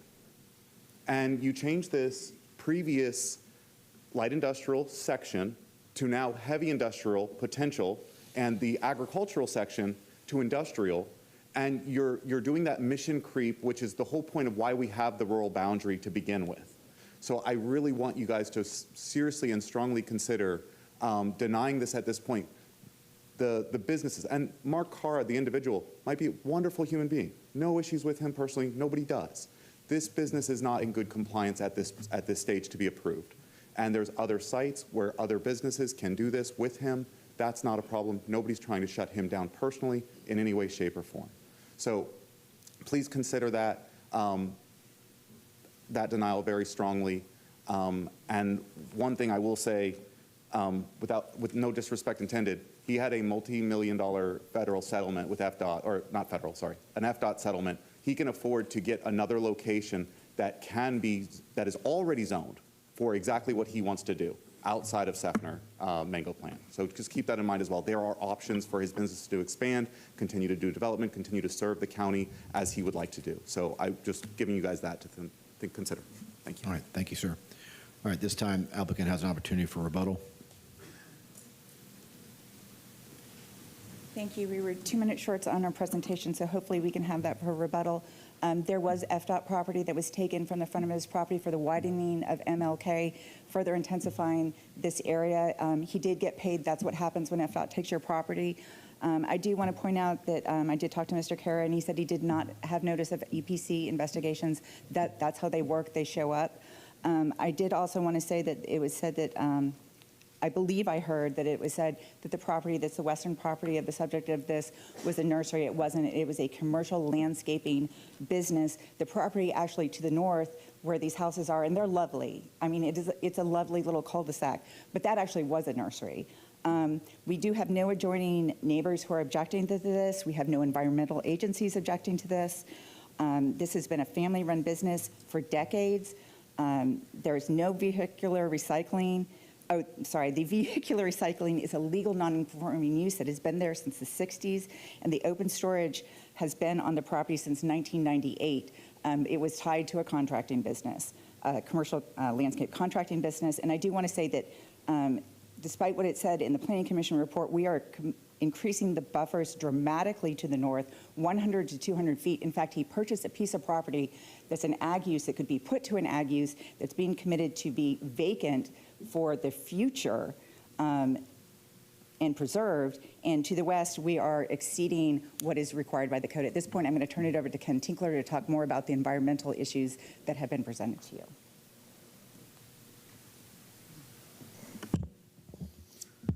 Good evening, board members. For the record, Ken Tinkler with Carlton Fields Law Firm, 4221 West Boy Scout Boulevard in Tampa. I've been sworn. I participated in the zoning hearing master in this role. I've worked with this applicant over the last 5 years regarding environmental matters. My firm has worked with him for many years before that. There's a few things, documents I placed in the record at the ZHM that I want to highlight for you here this evening. For almost 20 years, the Environmental Protection Commission of Hillsborough County has recognized this business as a green yard. This is a process this county came up with, previous Board of County Commissioners serving as the EPC. EPC has confirmed that all green yard best management practices have been implemented and recognized this in their last inspection on the site. This certification was first obtained from the county in 2006. I included in the record a copy of the county's own website that outlined this particular designation. Regarding the EPC inspections, as Ms. Kurt outlined, in each case, the neighbors triggered these inspections, and in each time, the inspector closed the complaint as unsubstantiated. I've never seen an EPC inspection report that was as clear as the fact that they wrote that this is done, the applicant here has done an excellent job ensuring the waste generated at their facility does not contaminate the environment. That was your own EPC. Regarding the need for an environmental resource permit that was brought up in 2024, the Southwest Florida Water Management District and their staff and I walked the property, and they later came back saying because of soil compaction, we might need an ERP. That will be judged by this application here. Should this be approved, then we will go through the ERP process and handle that. Regarding the FDEP permitting, all of the detail is in your record here. Inspectors find issues, that's their job. But the key is whether or not they found the property to be in compliance with FDEP permits or they instituted some enforcement action. In every case, they found this property to be in compliance. As is typical, inspectors will find to deal with, and that has always been found with a positive light here from each inspection that has occurred. Thank you for your time this evening. I'll turn it back to Ms. Kirk. You have 58 seconds. Thank you. In closing, the vehicular recycling is a legal nonconforming use. We'll receive a permit for that, and that will continue to operate. It is a condition of this approval tonight, if you do it, that we get a wellhead protection permit from your staff, and we're happy to do that. We have no objections from any environmental agencies. We've worked really hard on this. My client's family, this is their business. He has worked hard at it. It works hard to serve the community, and we respectfully request your approval. Okay, Planning Commission. Thank you, David Hay, Planning Commission staff. The subject site is located within the rural area and is located within the limits of the Seffner-Mango Community Plan. The subject site is located within that wellhead resource protection area. Goal 1 and Objective 1.3 of the One Water chapter seeks to protect and preserve water resources so that surface water and groundwater quantity and quality is protected for future use. Per policy 1.3.9 of the One Water element, new developments within wellhead resource protection areas are subject to all the regulations, criteria, standard methodologies, and procedures designed to prevent the potential degradation of public potable water supplies. Policy 1.3.12 restricts additional areas of industrial land use within those wellhead resource protection areas. The request directly conflicts with this policy direction. The proposal does not meet the intent of the neighborhood protection policies outlined in the future land use element, including policy direction in the community design component. Policy 16.1, 16.2, and 16.3 requires development in residential areas to be limited to the neighborhood scale, have gradual transition of intensities, and have the development of like uses or uses that are complementary to the surrounding area. While the community design component policies require the developments recognize the existing community and be designed in a way that is compatible with the established character of the surrounding neighborhood while establishing a gradual transition of uses and adequate buffering and screening in place. The applicant has provided mitigation measures, including leaving the northwestern parcel on the site in its natural state to serve as a buffer and screening for the residential uses to the north and west abutting the subject site. The applicant is also proposing a Type C 30-foot buffer and screening measures, which include a masonry wall along the western and northern property boundary. An 8-foot metal fence is currently in place, and it is proposed to remain so along Dr. Martin Luther King Jr. Boulevard. Staff recognize the mitigation measures proposed. However, a vehicle recycling facility and vehicular storage adjacent to single-family residential uses are not compatible with the residential development pattern of this portion of the rural area. Additionally, no enhanced landscaping on the north or west side or architectural features are proposed. In addition, the established neighborhoods definition of the comprehensive plan does refer to land that has been at least 80% developed without substantial deterioration. Residential dwellings to the north and west of the site are existing developed homes and meet this definition. While the folio to the east of the subject site is zoned commercial general, one folio permitting intensive use does not change the overall residential character of the area. The proposal is not consistent with Objective 16 and its associated policies. Overall, the Planning Commission staff found that although the proposed use is an allowable use under that light industrial planned future land use designation, it is not compatible with the existing development pattern found within the surrounding area and does not support the vision of the Seffner-Mango community plan. The proposed plan development would not allow for development that is consistent with the goals, objectives, and policies of the future land use element or the one water section of the unincorporated Hillsborough County Comprehensive Plan. I'm available if you have any questions. All right, thank you. Zoning hearing master.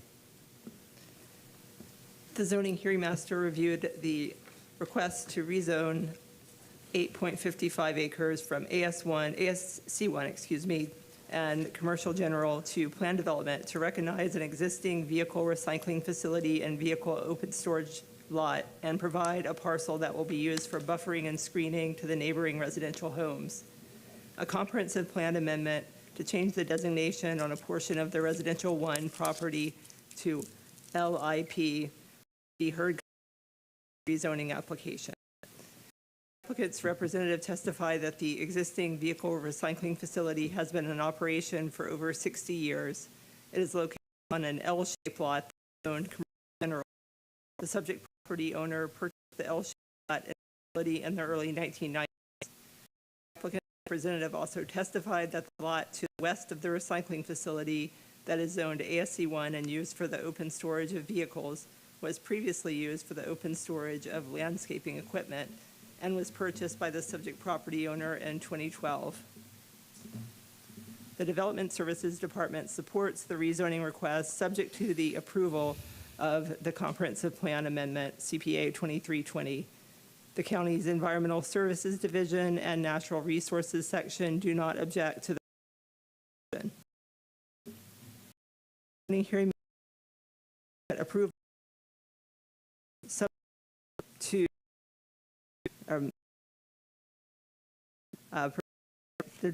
this is subject to the adoption of CPA 2320, serve to recognize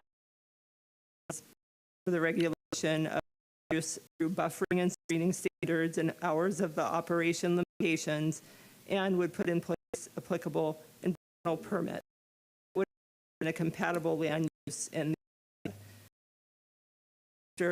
included with. Okay, we'll first take up the CPA.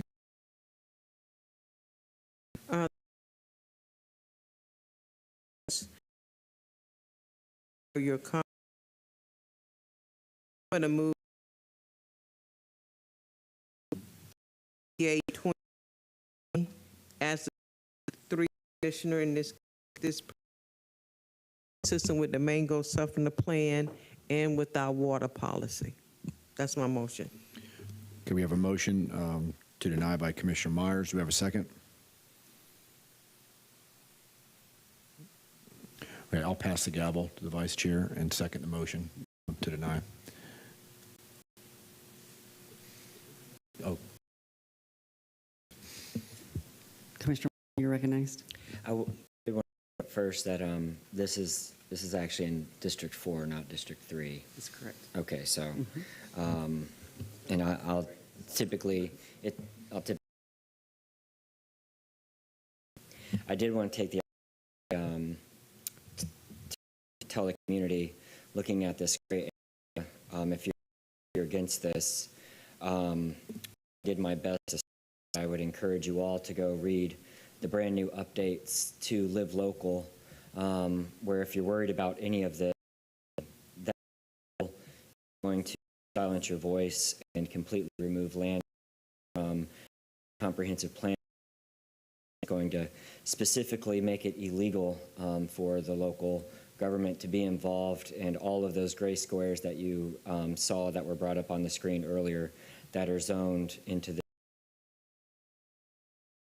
local, which will be extremely dense, non-regulated, high multifamily housing specifically right into this area. It calls for it to be completely disregard the local comprehensive plan, which was cited a lot tonight. It allows for them to override any of the height restrictions that we have in our comprehensive plan, and all of these sites are almost certainly going to be eligible for that. So the more that you might discourage a local business in one of these spots to be here and to be able to stay, you might get something much worse in return with this new Live Local Act. So I would just encourage you all to go read that and understand it. There will be no local hearings. It's just going to go through, and if it meets a certain checkbox, it's going to get approved. So I want to bring that all to mind, and it's also one of the driving reasons that I'm going to support it tonight, because the fact that they did pass all of their environmental, if they had not passed their environmental inspections, I would have said no. But I'm just very fearful that this new Live Local that went through is going to do so much damage to our rural communities that I think is currently immeasurable or greatly underappreciated. I wanted to bring up Mr. Hay. You've been doing this for a very long time in the community, and you're still a very young man. I just mean you've been doing it for a long time. You have a lot of institutional knowledge that would be helpful for me to understand. I don't remember one issue in the past, specific issue that's been like the constant theme. But the Hillsborough Bay watershed, how Bay watershed? Aware of how large that is. All I am aware of regarding this case is that the wellhead resource protection area includes this site and goes further south. Yeah. On this particular area. It's like 1,250 square miles. It's all of Hillsborough County, going north from Del Mabry into Pasco and all the way into Polk. Commissioner Hagan, you recognized? Yeah, I'm just going to, the basis for my seconding Commissioner Meyer's motion to deny is that, as we heard, well, first of all, I want to say Commissioner Wilson does make several excellent points with respect to Live Local. That's true, and that, unfortunately, that appears to be. That being said, we heard from request is inconsistent plan. But the one really is the fact that the entire site is in the wellhead resource protection area, and the water element provides areas shaded with industrial land plan with your PA may support.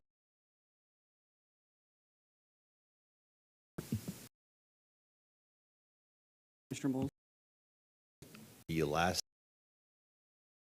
zone for was when, is there any opportunity or idea when it will be re-examined? I do not, again, David Hay, Planning Commission staff, I do not have that information of when it was last updated. I do know it is updated on a continuous basis. It's not like, every couple of years, I believe it's updated. So every couple of years, we're reevaluating where the line is for where something can and can't be in this wellhead, or all the wellheads in the county. I think there's county departments that are looking at where these wells are getting their water from the attainment area. Do we have an answer? I saw you moving over Well, there. yeah, You flinched. Yes, the wellhead protection regulations were adopted in 2004. The wellhead protection map has had some update zone piece, we call it the L-shaped piece, on the east side does have it is a legal non-conforming use there and could continue if this were denied. And so to the question of the wellhead protection area, my understanding is that if it was approved, the applicant would have to get a permit to be in compliance with the wellhead protection regulations. If the thing, it goes down, are they then absolved of that requirement and they don't have to do that? No, they'll be required to get the operating permit either way. Either way? Yes. Either way. Yes. And what does that permit do? What does it mean? So it would establish some controls over the operation of the site to ensure that the regulated substances and other potential contaminants are managed on the as part of the vehicle recycling use. Perhaps it would entail the activities on the site to control the effect on the water supply. So the Planning Commission says no because it violates Any type of chemicals or anything going into the well. So I'm just curious, are you implementing any practices over there, or how does that process take place? If you don't mind Please state your name for the record. My name is Mark Karen. I appreciate everybody's time. There's a little bit of if I could just elaborate a little bit on that, there's a little bit of misconception about some of the vehicles that come into the facility. These vehicles, from a craft side, they sit at a Copart, an IAA facility, a salvage auction facility, for several months prior to coming there. So it's not, the misconception is these wrecked cars and some of the fluids that are leaking out of these cars, they've been sitting for months prior to coming into our facility. But first and foremost, when the vehicles come in our facility, we have people that are inspecting the vehicles as they come in. They come up on the existing portion, onto a concrete slab where all of the materials, the batteries are drained, all the fluids come out of that.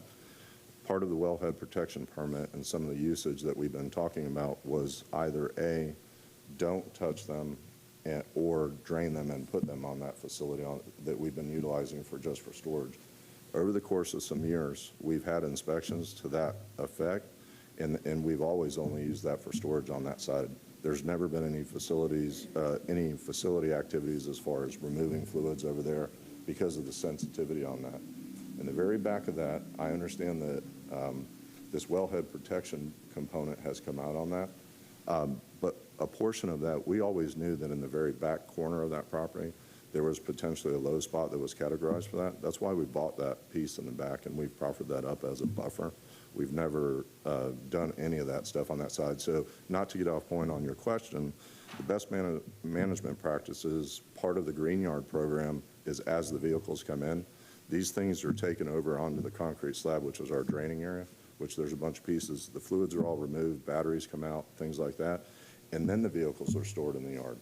So that best management practice has really already been instituted. We're just going to make sure to adhere a little bit more stringent if there was anything on that side. As we've operated through the years, a lot of those vehicles, if we watch the ebb and flow of the vehicles that ever came into the yard, we demonstrated that with some of the inspectors. And that's actually the regulatory agencies that have come out have asked that very same question of us. What are you guys doing on this side? How does that work? The idea that we just operate and run these wrecked cars, throw them in the yard somewhere, that's simply not true. There's a flow chart of exactly how these vehicles operate in our facility, and that's what the inspectors have looked at, and that's what the recertifications are and best management practices. They've actually physically come over to that side, and we don't get notices. These are gut checks on us. They just walk in the door and say, hey, we're going to inspect. There is no preparation for that. How we act is how we are. They've actually come over and inspected that. That's what all the BMPs that they're talking about are in place, because they've actually come out and gut checked us on that stuff and made sure that we were doing exactly that. There's not been an occasion on that side of the property that they've ever come and said, well, wait, this one has it, this one doesn't. We've always maintained that status, and we're proud of that. We adhere to that. There's this idea that, oh, we just have these cars, and this is simply not the case. This is whether it be a clean Ferrari dealership or what have you, it's a salvage yard. but it runs in a sophisticated manner as far as the manner in which we take care of that stuff. You know, getting into the green yard program of the BMPs, the stuff that we take care of, every single component goes to a certified recycler. So to hear that lead weights go in the ground and things like that, we get paid for lead weights. I don't know what world everybody lives in, but we don't throw things in the dirt that we get paid for. We send these to certified smelters. We send batteries to certified smelters. Tires go to certified recyclers. Aluminum. Our stuff, every bit of the files I've handed over, we have manifests for every single piece of that. So when we get into talking about BMPs. I don't want to cut you short. Have Yes. you gotten a sufficient answer to Yeah, I the question, have. sir? Yeah, I have, but thank you so much. I'm sorry to get into some of that. that's I was just fine. trying to expand on the BMP. No, I appreciate program. it. So, And- yes, I have some comments to say, and you might want to hang out there, and I do appreciate your passion for your business, and I do appreciate the detailed explanation, but may have gone over, you know, it's I'm sorry. it's very detailed, that's Yep. okay. So I have a couple of things to say on this. So I think a couple of the other commissioners have already touched on the fact that you're already conducting this business here. Our own environmental protection has shown up unannounced, repeatedly found that you're in compliance. It looks to me that you're running a business. I mean, this business has to exist somewhere in the county, and it sounds like you've been there for many, many, many years, long before many of the homes. I personally went out there because I knew that this was going to be a contentious issue this evening, drove out there, I drove to the neighborhoods, I listened for the sound. I mean, I can see sort of what's happening out there, but repeatedly you have met the mark or exceeded it, which is what we ask for this type of business. For the current motion on the floor, I'll be voting no in support of the denial, I guess is the right way. So somebody want to make sure that I'm correct in this, and no would kill the current motion on the floor? Is that correct? Yes, the motion on the floor is for denial. So support of that motion would support denial. It appears my queue is clean, and so at this point, I'm going to call the vote.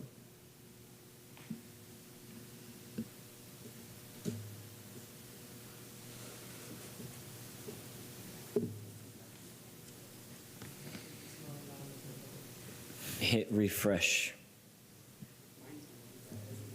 You might need to, if they're having trouble, you need to get them.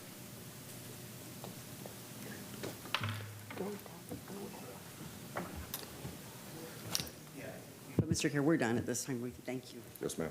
Okay. Thank you all for your He's time. got it? No, he's just leading. Can we just do a manual vote? They can, but they want to go through with this, so. Okay. Okay. Motion failed. 1 to 6, Commissioners Bowles, Miller. I think Okay, you I'll changed cancel. her vote. She voted yes. Myers voted yes. Just for clarification, ma'am, you voted yes? Okay. Oh, wait. Should I do Don't, just let her know, just announce it. Okay, the motion failed, 2 to Motion. 5. Okay, can we have a motion to approve CPA 2320? Move approval. Motion, Commissioner Wostel. I'll second. Second, Commissioner Miller. Please record your vote.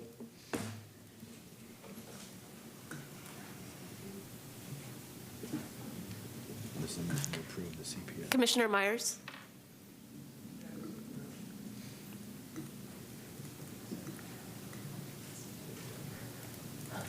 Motion carried. Commissioner Myers, can you clarify your vote?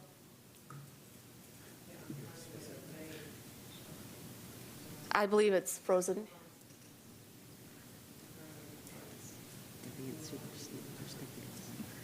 She intends to vote no. Thank you. Motion carried, 5 to 2. Commissioners Hagan and Myers voted no. All right, now can we have a motion to approve the RZ 24-1139? Motion, Commissioner Wostel. Second. Second, Commissioner Miller. Please record your vote on the rezoning.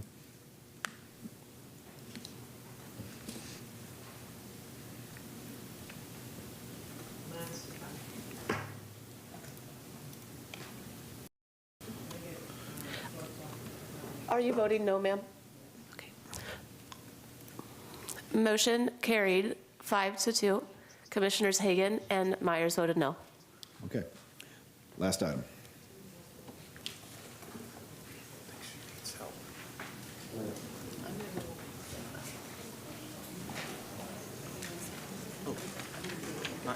This is 2504. The next two items are C2 and C3. They are related to each other, so we will be doing the presentations together with separate votes. And I'll be introducing Jillian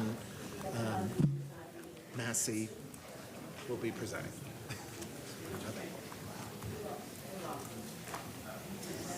Good evening, Commissioners. I'm Jillian Massey with Planning Commission staff. I'll be presenting on HC CPA 25-04, which is Lutz Lake Fern Road Urban Service Area Expansion. All the places that you guys grew up in. When Thank you, ma'am. Thank you, ma'am. Please continue. Thank you. This request is a privately initiated large-scale map amendment located on approximately 295 acres. The request is to bring those 295 acres into the urban service area. There's also a companion map amendment, HC CPA 25-03, moving concurrently with this amendment. The location of this site is in the northwestern portion of unincorporated county. It's located within the limits of the Keystone Odessa Community Plan and then the rural area. This is an aerial photo of the subject site outlined in pink. The blue line represents the urban service area boundary. The areas southeast of the blue line are currently within the urban service area. The site is on the north side of Lutz Lake Fern Road and south of Pasco County border. The surrounding development pattern is rural in nature with large lot, single-family residential to the west and to the south. The smaller lot, single-family that you see to the east is due to clustering. However, the future land uses in the immediate area are at a rural scale density. A portion of the subject site contains wetlands. The site also contains significant wildlife habitat and is within the 100-year floodplain zone. This is a photo looking north into the site from Lutz Lake Fern Road. This is looking west towards Berry Acre Trails along Lutz Lake Fern Road, and the subject site would be off to the right in this photo. This is looking east along Lutz Lake Fern Road. If approved, the request would expand the urban service area by 295 acres approximately, which would also require a connection to sewer and public water utilities. This request was sent out for agency review, and you'll find those comments in your packet. There were no objections. However, the Public Utilities Department did mention that the existing potable water infrastructure may not have sufficient capacity to serve development within the expansion area. They also noted that the existing wastewater infrastructure does not have sufficient capacity to serve the development within the expansion area either. Conservation and Environmental Lands Management raised the following concerns: that the increase in density of structures allowed should the urban service area be expanded would significantly increase the amount of wildland urban interface their agency would have to mitigate to ensure public safety. The Planning Commission reviewed the proposal and has found it to be inconsistent with the comprehensive plan. Goal 1 and Policy 1.1.9 of the Future Land Use section speaks to urban expansion areas, ensuring that growth is supported by existing or planned public facilities and services, and that certain criteria must be met for an urban service area expansion. The proposed request does not meet this goal and policy, as there are not planned public facilities in this area, nor does the request meet all 7 of the criteria to expand the urban service area.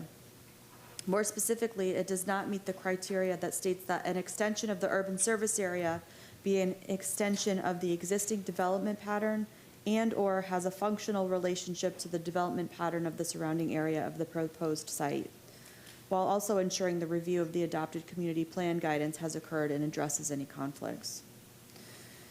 Policy 1.3.2 and 1.3.4 speak to additional urban expansion areas will be considered that depict a need for expansion to accommodate additional population or job growth during the time frame covered by this plan. And lastly, the request does not meet the vision of the Keystone Odessa Community Plan as the community envisions to remain rural in character. Therefore, based on this review and these findings, the Planning Commission found that the proposed map amendment is inconsistent with the goals, objectives, and policies of the unincorporated Hillsborough County Comprehensive Plan. Thank you. Is this a presentation on both items? Is that, yeah. Yes.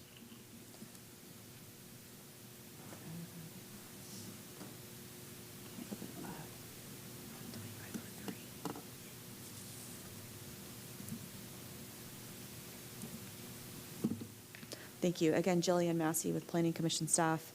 I'll now be presenting on HCCPA 25-03, which is the Lutz Lake Fern Road associated map amendment.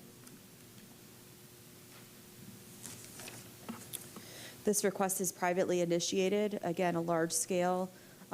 This map amendment is on 308 acres, and it is the companion amendment to HCCPA 25-03. The applicant is requesting a future land use change from agricultural 1 to 5 to residential 4. As you see on this location map, the site's located in the northernmost part of the county, abutting the Pasco County line. The majority of the site is in the rural area north of Lutz Lake Fern Road, except for approximately 13 acres on the south side of the Lutz Lake Fern Road, which is already in the urban service area. And as previously mentioned, it's located within the boundaries of the Keystone Odessa community plan. This aerial shows the site outlined in pink. We showed this in the previous presentation. The site's primarily vacant. There's wetlands on the site as well as significant wildlife habitat. There's in the northwest corner, there is a burrow pit operation. The blue line delineates the urban service area. It runs along the Suncoast Parkway. And it turns to the west along Lutz Lake Fern Road and takes in rural subdivision, and then turns south again along the Suncoast Parkway. Lands to the west, including the subject site, are in the rural area, and lands to the east are in the urban service area. The area surrounding the site in the rural area reflects an established rural community consisting of homes on large lots, intermixed with agricultural uses and conservation lands. There is an island of suburban scale development to the northeast of the site resulting from earlier entitlements. The Upper Tampa Trail and Brooker Creek Headwater Preserve and an 1,100-acre conservation area is located to the southwest of the site. Looking east of the site and east of the Suncoast Parkway along Lutz Lake Fern Road, the area reflects a mix of rural and suburban development. Steinbrenner High School and McKendrick Elementary School are located immediately to the east of the Suncoast Parkway. And the Cheval and Villa Rosa large residential planned communities set the suburban tone in the area intermixed with retail and recreational uses such as golf courses and equestrian centers. This is a more zoomed-in view of the northernmost part of the subject site and shows the development across the county line in Pasco County. The red star shows the general location of the site in Hillsborough County. In contrast to the predominantly rural and agricultural development pattern surrounding the site to the east of the Suncoast Parkway, the lands abutting to the north in Pasco reflect a suburban residential development pattern. It is located in Pasco County's Residential 3 immediately to the north. Beyond this view from this slide to the north, approximately 1.5 miles from the site, the Suncoast Parkway intersects with State Roads 54. This area is urbanizing with a concentration of retail uses and apartments. However, there's no local interconnected streets within unincorporated county to Pasco County. The only vehicular connection to Pasco County is Angel Lane, which is just under 1 mile west of the site. Again, these are photos that you saw in the previous presentation, looking north at the subject property, into the site. These are some rural homes to the west of the site along Angel Lane. A picture of the Suncoast Parkway located to the east of the site. This is the adopted future land use map for the subject site. It's outlined in black, It's currently designated agricultural rural 1 to 5. The category allows a maximum of 1 dwelling unit per 5 gross acres, and neighborhood scale commercial up to 0.25 floor area ratio, subject to locational criteria. Lands west of the Suncoast Parkway along Lutz Lake Fern Road are primarily designated residential 1 and natural preservation, with a scattering of properties designated agricultural rural 1 to 5. And the natural preservation designation is recognizing the Brooker Creek Headwater Preserve. Land to the east of the Suncoast Parkway reflect a mix of public / quasi-public, recognizing the high school and the elementary school. Residential 1 and residential 2 is also located to the east. There is an area to the south designated residential 4, but again, this is within the urban service area, not within close proximity to the sites. The proposal is to change the site to residential 4. Currently, under the agricultural rural 1 to 5, approximately 61 dwelling units could be considered, and approximately 3.3 million square feet of non-residential uses subject to locational criteria. The proposed amendment would result in an increase of approximately 1,100 dwelling units and allow for a suburban scale non-residential development. So that non-residential square footage potential would not change. The map amendment was distributed for agency review, and those comments can be found in your packet. No objections were received, although a number of concerns were noted. The Public Utilities Administration stated that the existing potable water and wastewater infrastructure may not have sufficient capacity to serve development within the expansion area. The school district stated that Hammond Elementary, Martinez Middle, and Steinbrenner High Schools are projected to be over capacity with the approval of this map amendment. However, the district also stated in their response that this is not a school concurrency determination and that this determination is issued prior to the preliminary plat of the site plan approval. Also, the Environmental Protection Commission stated that the site may present considerable permitting challenges due to the amount of the wetlands on the site. The amount of wetlands and the mitigation requirement would be determined and addressed at a later phase of review per rezoning and site planning.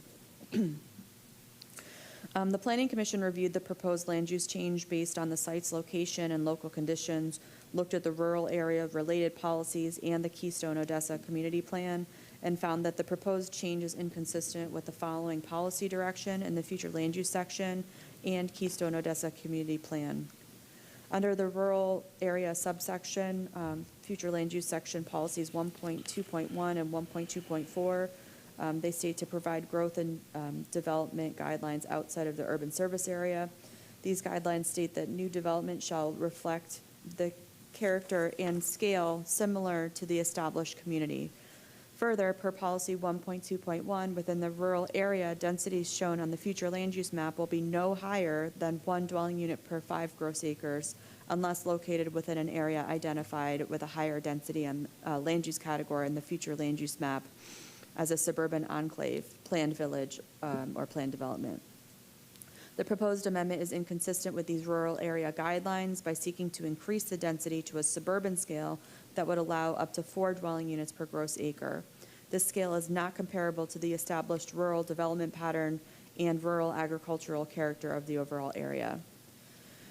The proposed amendment is in direct conflict with the Keystone Odessa Community Plan by seeking residential 4. One of the main aspirations of the community plan is to prevent the intrusion of suburban-style residential development by maintaining low-density rural residential development of a minimum of 1 unit per 5 acres, consistent with the comprehensive plan. The proposed amendment does not align with the vision and a number of strategies that are intended to preserve the local character of the Keystone Odessa community. Lastly, the policies relating to compatibility and neighborhood protection and neighborhood development provides guidance on determining compatibility. These policies promote a strategy focused on introducing new uses that maintain the character, scale, and density of the existing community. In contrast, the proposed amendment would introduce a potential of a major increase in density from 1 unit per 5 acres to 4 units per gross acre, which would be disruptive to the rural character of the surrounding area and does not reflect rural home sites on lots averaging 1 unit per 5 acres in size on average. Further, as noted, the proposal is in direct conflict with the community plan. And based on all of those findings, Planning Commission found that this map amendment is inconsistent with the goals, objectives, and policies of the Hillsborough County Comprehensive Plan. Thank you.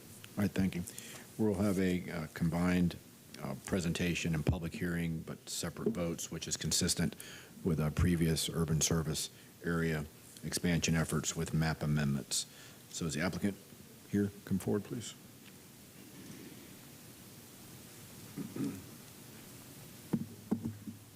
USA.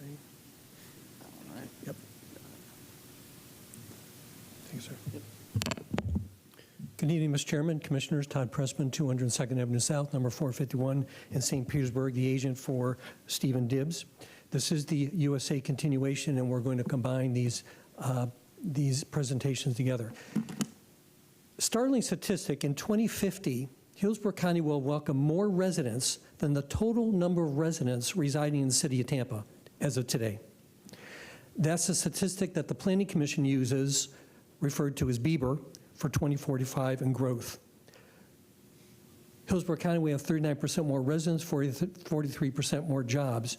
As indicated and presented by Ms. Massey, we're in North County. This area of application is significantly less than 1% of the Keystone Odessa area, especially concerning wetlands. You've been made aware of the area in terms of the expansion. Now, Commissioners, when you look at this mapping, it looks like an agricultural rural surrounded by R1. But when you start to peel away the onion, you begin to see a much different scenario. And you can see by the aerial that there is tremendously clustered residential suburban type development virtually all around this site.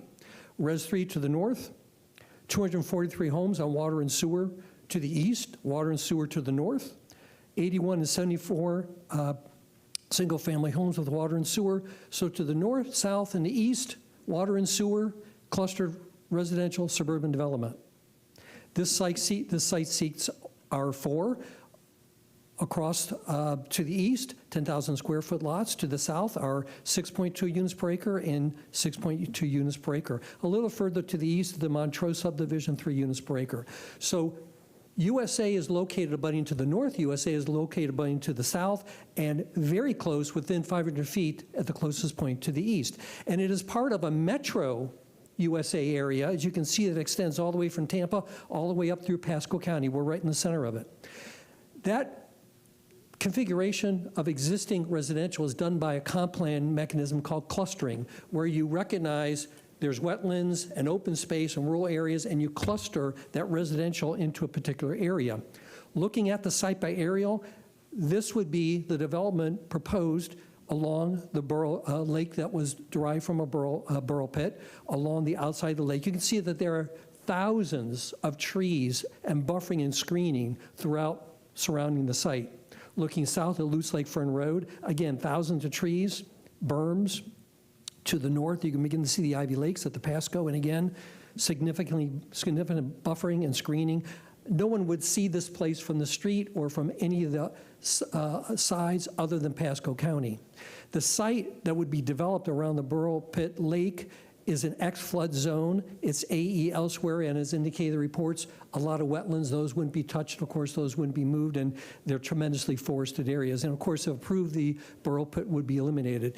When you look at this particular area, you can see that there's an extensive area of single-family homes. Actually, the site in green is what we consider to be an agricultural enclave. It's the really only large existing agricultural area under one owner, where virtually everything else is under single family, and with a wide range of lots with a lot of different colors in the Odessa Keystone area. We did see an economic impact study by Dr. Stephen Buckman, professor of urban development, USF. Total initial revenue to Hillsborough would be $12 million. Recurring revenue would be $4 million. Now, critically, we're located less than 500 feet east of the Veterans Expressway, which is a tremendous roadway connecting residential developments from Citrus County for employment, entertainment, down to Tampa International, Port of Tampa. carries 60,200 vehicles per day. That is within 500 feet of this particular site. Pasco is widening through their MPO, Van Dyke to 52. Florida Turnpike is widening at Dale Mabel Spur. Citrus County is adding a tremendous extension. This is the major roadway for travel through this region. And policy 4.7.6, this is critical, commissioners, because that policy recognizes intensity within 660 feet of two roadways that function in the same manner that this does. Objective 4.7 also indicates to meet the daily needs of shopping services of residents for neighborhoods serving commercial uses. But when that ramp went in 2012, it was a $12.5 million project. The ramp is relatively new on Lutz Lake Fern. So on one hand, we're adding millions of dollars to roadways. On the other hand, we're restricting virtually any kind of development. We have to figure out which way we're going here in terms of how we're spending millions of dollars, because Lutz Lake Fern Road is an arterial roadway, carries about 7,900 vehicles per day. Our prior study, looking at 308 units in 22, found a level LOSC, and as well that upon distributed trips, the consultant performed turn lane warrants and turn lane calculations at the proposed project driveways, which met code or met necessities. Now, when you look at the project site at the border of Pasco, this is right on the border of Pasco, you can see the intensity of the single family literally right on the doorstep, on the doormat of this project site. Water and sewer, Res 3 is actually, by our numbers, is actually developed at R4 because it's a little bit clustered as we reviewed it. This is on the ground. The Pasco homes are literally right on that borderline. You can see that they're literally crowding their way at this site. To the east is Terramore Homes. Again, the site, as you can see, is to the left. Terramore, again, is a clustered single-family development. And Cheval Homes on the south, again, clustered single-family development. The development area, again, would be around the lake, very beautiful scenic, and would be, as you can see, again, the massive intensity of forestation, wetlands that surrounds the site. We had Patricia Ortiz, a professional planner, make some comments for us or make some reviews. She notes surrounding the subject site is suburban character, suburban density on small clustered lots, tasteful coexistence, or this project would be a tasteful coexistence of upland and lowland habitat. Again, noting in her report that in terms of the urban expansion and the increased population would be tremendous in the next decades that we have to prepare for. And one of the critical elements of the Keystone Odessa plan, one of their stalwarts, is protection of water resources. But the fact of the matter is, Mr. Chairman and Commissioners, myself as a former chairman of the SwiftMud Governing Board, that agency, state agency, local agencies are spending, if not tens, hundreds of millions of dollars to get out of septic systems because they are bad for environmental. The last thing we want is a bunch of straws in the ground, pulling water directly out of the aquifer, and a bunch of straws in the ground, putting putting septic chemicals and human excrement into our grounds. It's bad policy. It's horrible environmental policy. And again, agencies are spending millions of dollars to change that, including Hillsborough County. Consistent with the Keystone Plan, this will be developed in a manner, in part or whole, that will match what's required under Odessa Keystone. Water quality goals, improving the existing protection and understanding of water resources is critical in the Keystone Odessa area and, quote, a high priority. Improving existing water protection resources, high quality.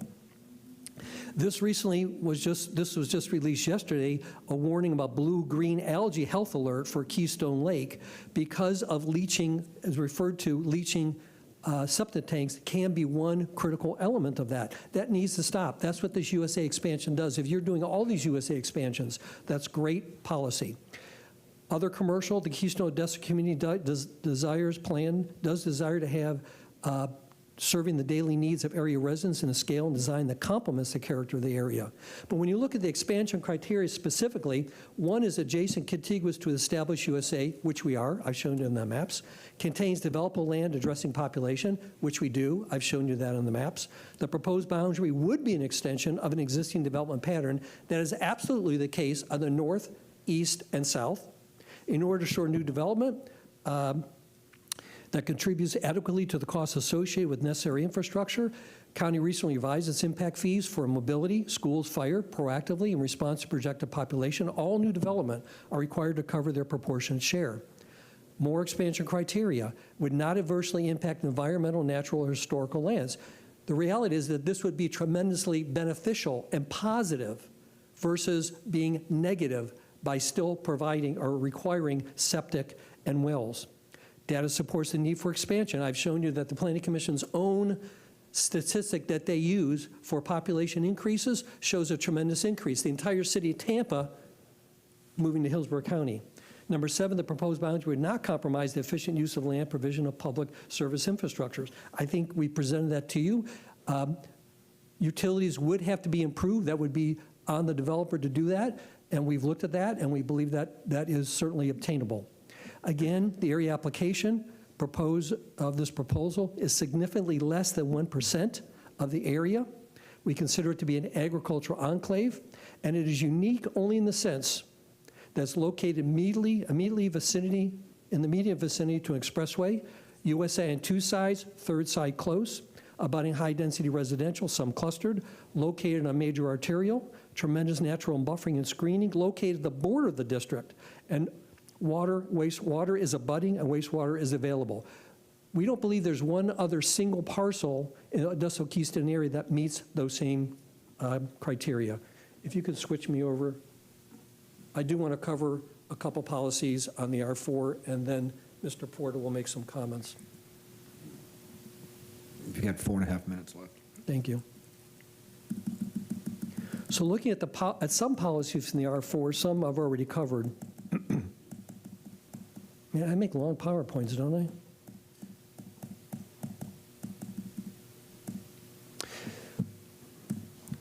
The proposed land use change will allow for a maximum overdensity of 4 units, which is consistent with the residential development existing in the area. That's from our private planner, Patricia Ortiz. Clustering is highly encouraged, which would be done. That's the only way that really can be developed. The Odessa Keystone community desires to retain its rural residential character. It's assumed the cluster development pattern will provide the same pattern that you've seen. New development should recognize existing community in a design way that's compatible. This request to reclassify the property is a gradual transition. The site can accommodate the buffering and screening as required to mitigate the use and separate development on the site from the mature trees. The petition seeks to allow development consistent with the existing community. I believe we've shown that to you. You only need to look at the aerials. And the residential 4 will promote cohesion between new development and the existing communities. Neighborhood protection, that the area, which is the area proposed, is consistent with the residential development in the area. It also allows for limited commercial development. So with that, I'd like to turn this over to Mr. Porter very quickly. Thank you. Thank you, Mr. Chair and Commissioner. Jim Porter with Ackerman, 401 East Jackson Street. I'm representing the applicant. I just want to make a couple of points. I know we're running out of time. One, I want to remind the board, this is a transmittal hearing. You're not making a final decision tonight. This is an important piece of property. It's an important issue. And all this does is allow us to transmit, or you to transmit it to the state to get further guidance. So for your ultimate decision making, you'll have more information, more guidance, and more recommendations to make a final decision. Two, this is not being done in a vacuum. This is not a vacant piece of agricultural property. This is an active borrow pit. And you'll recall, recently we had a lot of opposition when we tried to renew our borrow pit. So now we have opposition to trying to make it residential. We have to do something with the property. It's unrealistic to think that it's going to stay a vacant piece of property. I want to very quickly go over a few slides that he showed. This is the subject property, and you can see we're surrounded by fairly intense property. This slide that Mr. Pressman put up is very significant for the R4 argument. The categories are R1 around, but you can see we have 4.3 units per acre here and 6.2 units per acre to the south. It's a developing area, and it's not realistic to think that it's going to stay residential. We talked about the urban service area and how this fills in the piece of this whole general area. We also talked about the agricultural enclave. And under Florida statutes, what that means is if a piece of property is considered an agricultural enclave, allowing residential development by definition does not create urban sprawl. Also, the policies regarding the nearness to the Veterans Expressway also allow the consideration of commercial development. We're running out of time, so I'm going to end, and we'll save any additional time for rebuttal and we respectfully ask for your approval. Thank you. All right, thank you, sir. All right, this is a public hearing. A number of individuals signed up. I'm going to call your name in the order in which you've signed up. First three speakers are Elizabeth White, followed by Brittany Berry, and then Ethel Hammer. Good evening. Good evening, commissioners and staff. My name is Beth White, and I'm here on behalf of the Keystone Civic Association. I'm speaking on 2504, correct? Both items. It's Do I get- one public hearing, 3 minutes for one public hearing. Okay. Because they're intertwined. The Planning Commission has found both amendments inconsistent with the Hillsborough County Comprehensive Plan. They are also inconsistent with the Keystone Odessa Community Plan. The location for these amendments is not Pasco County. We are in Hillsborough County, nor is this property an agricultural enclave. The Keystone Community Plan has many provisions to discourage high density and sprawl in our community. An exemption from extension of utilities and the flex provision are two examples that directly correlate to denying this urban area expansion. Precedent has already been determined in denial of urban area expansion and increased density for Keystone property owned by Mr. Dibbs. It was shown on April 2nd, 2009, when Mr. Dibbs applied for two amendments to the comprehensive plan to be removed from the KOCP, allow county utilities, and approve suburban mixed-use 6 density. County commissioners denied these plan amendments because they were not consistent with the Keystone Odessa Community Plan. It was shown again in case law in 2015 in the 13th Circuit when Mr. Dibbs was unsuccessful to be excluded from the Keystone Odessa Community Plan. It was shown in case law in 2015 in the United States Court of Appeals for the 11th Circuit, which upheld the lower court ruling. We ask that you deny 2504. As far as 2503, Res 4 zoning is urban suburban zoning and is not possible without approval of CPA 2504, which should be denied. As pointed out, the site currently has a special use permit issued for land excavation. The burial pit on this property, total surface area of over 63 acres with significant wildlife habitat. The wildlife habitat found on the upland portion of this property. Per our Keystone Community Plan, density credits calculations for cluster developments in the community will be based on upland areas, and no density credits will be assigned to wetland areas for the new development. A borrow pit is not a lake. Lutz Lake Fern is shown on the Hillsborough County Corridor Preservation Plan as a future 2-lane enhanced roadway. Berry Acres Trail is a local road. An increased density of this magnitude and the traffic it would produce would be catastrophic due to the proximity. Thank you, Ms. White. Thank you. Brittany Berry, Ethel Hammer, then Barbara Adderhold. Good evening. Good evening. Good evening, commissioners. My name is Brittany Berry. I live on Berry Acres Trail, 19506, directly west of the proposed site. You'll get some pictures of what looks like west, because I know that Mr. Pressman just showed really what was east, north, and south. My husband and I are raising our 2 young children on our 10-acre property with my in-laws that have lived there for 41 years. Hence the name Berry Acres Trail. Jim and Kathy Berry have been there. We rely on well and septic and have a direct line of sight to the Dibbs property under review. I'm here today to respectfully but firmly ask you to deny both the proposed amendments to expand the urban service area and the 20 times increase in density, not just a little bit, it's a lot.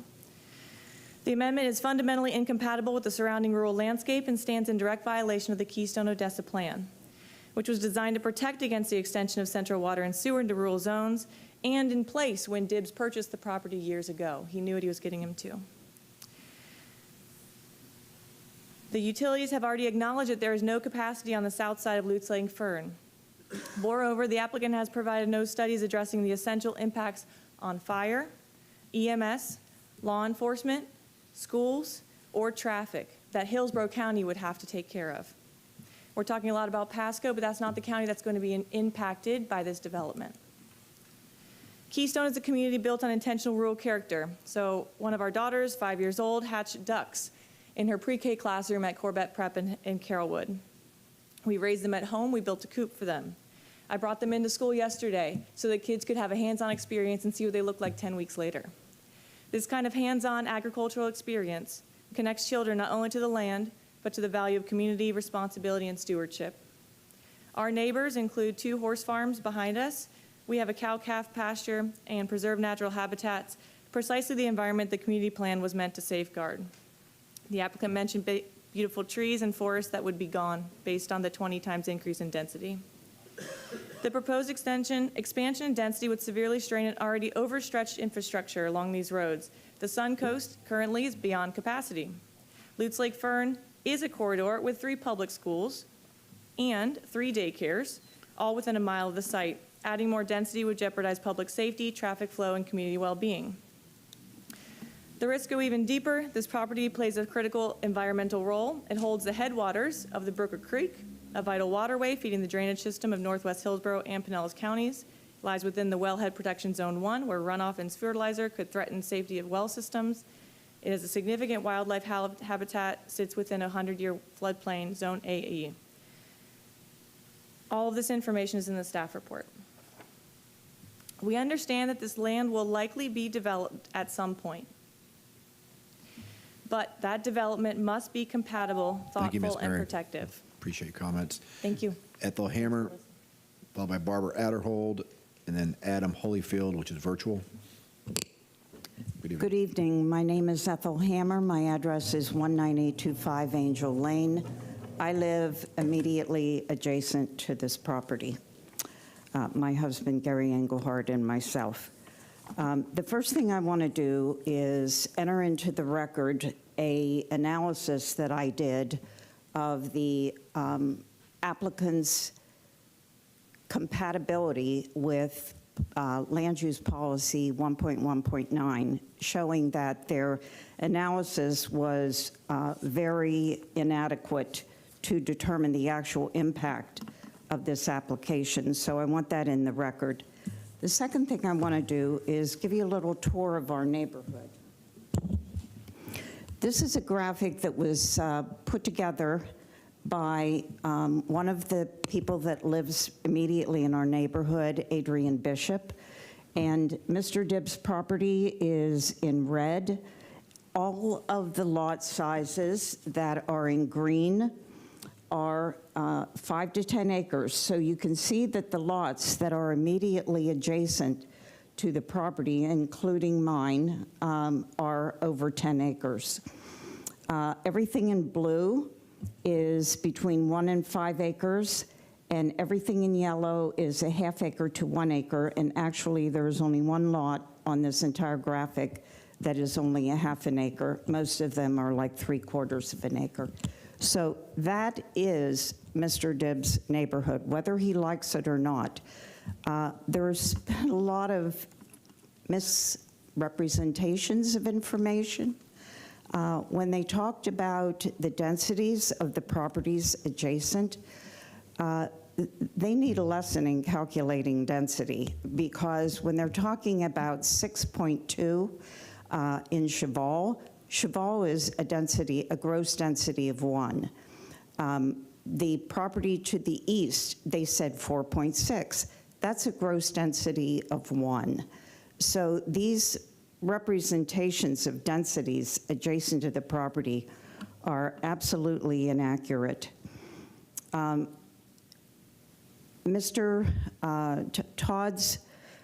Pressman's indication of the growth in Hillsborough County, if you noticed on his own graphic, Bieber provides low estimates, medium estimates, and high estimates. He picked the high. So that's overly optimistic. Besides, you, earlier this evening, decided where the urban service area boundary should be expanded. You picked I-4, you picked South County, not in this area. Thank you, Ms. Hammer. Thank you. Barbara Adderhold, followed by Adam Holyfield and Gary Anderson, both are virtual. Good evening. Good evening, Commissioners. Barbara Adderhold, P.O. Box 272879, Tampa, Florida. A little bit of a history on this property. This is not the first time I've come down here on it. When we formed together for the Keystone residents to do the Keystone Odessa plan, what we wanted and what the Keystone residents wanted was to keep it rural. And also, it gives a lifestyle choice. Not everybody wants to live downtown Tampa. Not everybody wants to live in South County, although there are a lot that want to now. But nonetheless, we wanted to keep it rural, 1 home to 5 acres, no water and sewer, because that would bring higher densities, and we knew that. But it's really important to note that the Keystone Plan went into effect in 2001. The applicant purchased the property in 2004. But he needed it to be in the rural service area to put in a borrow pit. Moving the urban service area tonight and going to the R4 really creates a contradiction. And what I mean by that is the property still remains within the Keystone planning area. So it goes against the Keystone plan, really, no matter what you do tonight.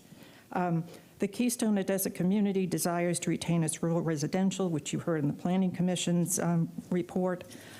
As I said earlier, I've been down here many, many times in 2008, in 2016. My favorite one was in 16 when he came up with a rural suburban environmental housing land use. And incidentally, that required you to hook up to water and sewer, and of course the companion CPA was that you then place that on his property and off we would go to the races.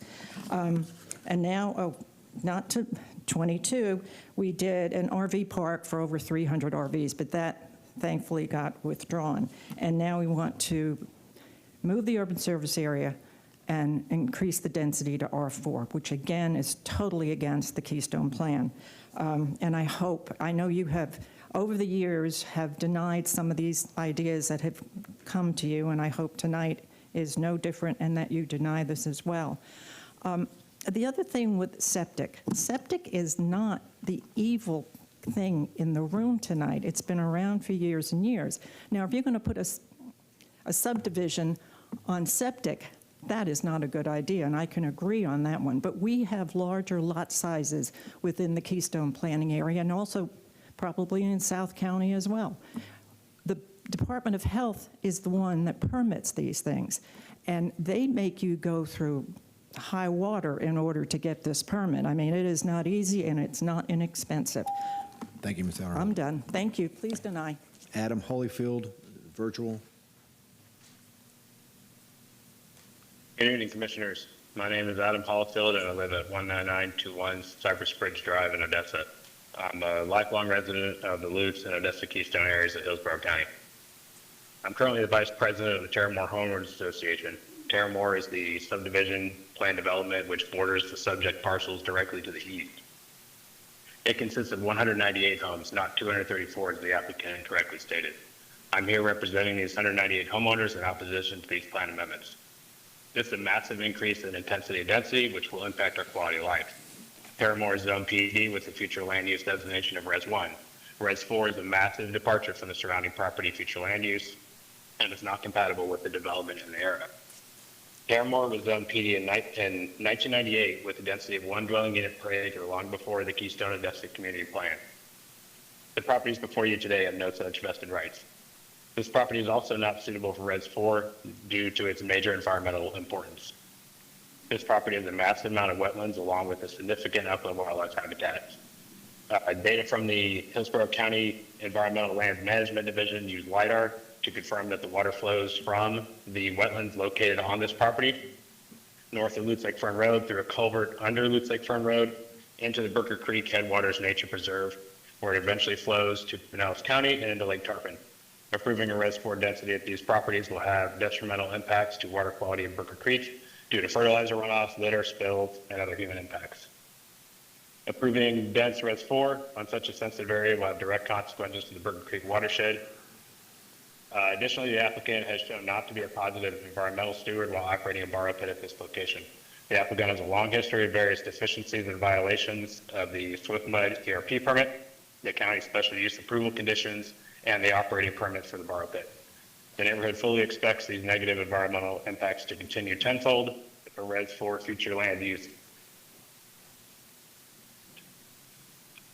Please do not subject the neighborhood to Res 4 density and unwanted commercial space. The BOCC has a decades-long history of protecting this property from intense development. Please continue this precedent and deny these plan amendments as inconsistent. Thank you for your Thank you, sir. Gary Anderson, virtual, followed by John Zumwalt, virtual, and then Melissa Nordbeck. Good evening, Commissioners. Gary Anderson, 16605 Nicky Lane, Odessa, Florida. I am here to oppose both of these plan amendments, and I would like to relinquish my time and give it to anyone else who would like to speak on this matter. Thank you very much. Thank you, sir. We have a number of individuals that will take advantage of that. John Zumwalt, followed by Melissa Nordbeck, and then I can't pronounce your first name. Chairman, John did not sign in. Okay, Melissa Nordbeck, she present. Okay, followed by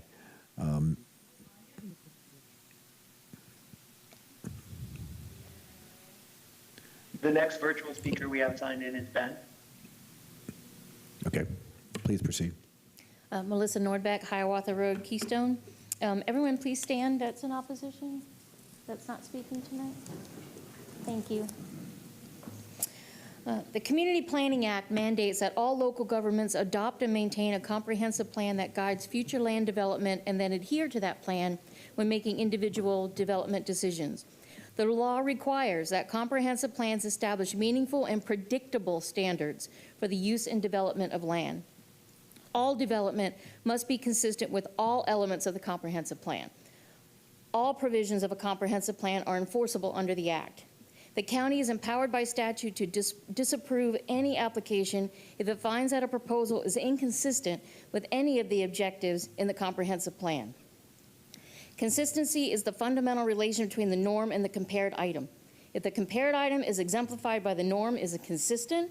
But if the compared item deviates or departs in any direction from the parameters of the norm, the compared item or action is not consistent with the norm. The comprehensive plan as a whole, including the future land use map and all of the other policies of the plan, consist of legislative policies that must be applied to determine what uses can be made of a specific tract of land. A comprehensive plan is not a tool for making individual zoning changes. Instead, it is a broad statement of a legislative objective to protect human, environmental, social, and economic resources and to maintain, through orderly growth and development, the character and stability of present and future land use and development. Those are quotes from the statute. Using comp plan amendments to justify extreme deviations from the existing comprehensive plan and even more egregious from specific community plans distorts and degrades the intent of community planning. Cheapening the comp plan amendment process to act as a mere paperwork requirement for a rezoning is offensive and should be met with swift dissent. Instead, a comp plan amendment should be held to a much higher and distinctive use. It should be used as intended, a meaningful and predictable standard, not a workaround for an inconsistent rezoning forced on residents that expect their elected representatives to uphold their community plans to protect their chosen way of life. The courts have already decided, and this was a direct quote in that lawsuit, the county's refusal to allow Dibbs to build a dense residential development on his Lutz Lake Fern Road property is rationally related to its goal of protecting the area from urban sprawl. Thank you. Thank you. Ben Collier, followed by Ania Gonzalez, both virtual.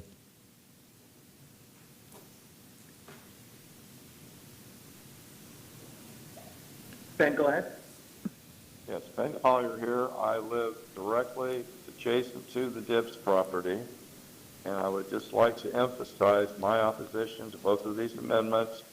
And the previous speakers have said a lot that I could not come up with, quite honestly, Ethel and the rest of them. Thank you for allowing me to speak. I am in opposition. Thank you, sir.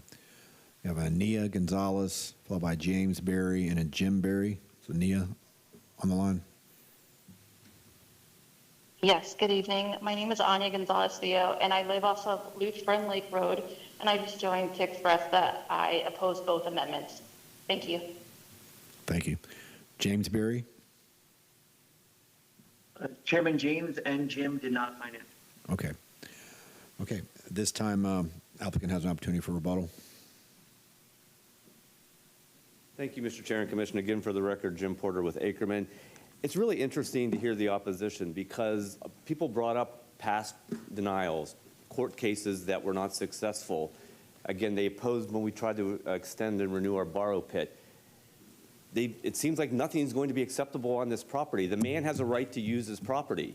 He can't keep it agricultural. He's surrounded by residential. And pictures speak 1,000 words. And I want to put this up. This is a staff map that shows the surrounding area. This is not green acres. This is not a rural paradise. We're surrounded by suburban residential development.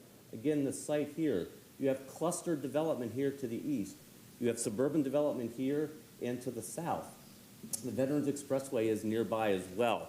So he has to be allowed to do something with his property. We're asking that the urban service area be expanded. Again, this is the remaining piece that's not part of it. It squares it up. It's consistent with what's happening to the north, and it's consistent with what's happening here. From a legal due process perspective, he has a right to the reasonable use of his property. Borrow pit is not something that people like. Doesn't want to do residential. It's not going to stay agricultural. There has to be a right to develop this property in a reasonable manner, and that's what we're going to ask you to approve tonight. I'm going to turn it over to Mr. Pressman for some more specific details, but again, this is a fundamental fairness question of this man's right to use his property. Mr. Chairman, Commissioners, I will also make you aware that this will, if approved, this will eventually find its way back to you with a companion PD. So you will have full control of what's going to be presented and full management of that plan, as well as hearing back from the state. There's a saying about preaching one thing, practicing another, which kind of applies here and kind of doesn't. Because on one hand, we're hearing it's rural, rural, rural, but on the other hand, we've shown you that the surrounding residential character is suburban, clustered. On the one hand, we're saying no water, no sewer. We want septic and well. Yet, at the other hand, we know that that is terrible policy. In fact, when I was sitting down, I pulled up in Hillsborough County. Hillsborough County is paying, I'm sure, $7 million on 4 current projects. You can pull it up on the internet. It took about 10 seconds. All agencies are working towards that difference. We hear we don't want the borrow pit, yet at the same time we hear we don't want residential. We hear let's spend tens of millions of dollars on a new interstate ramp, yet at the same time we don't want development. We believe the time is tonight. The time currently now meets what's surrounding, what's requested, and what would be best for the property. We appreciate your time, and we ask for your help and your consideration this evening. Thank you. Okay, thank you.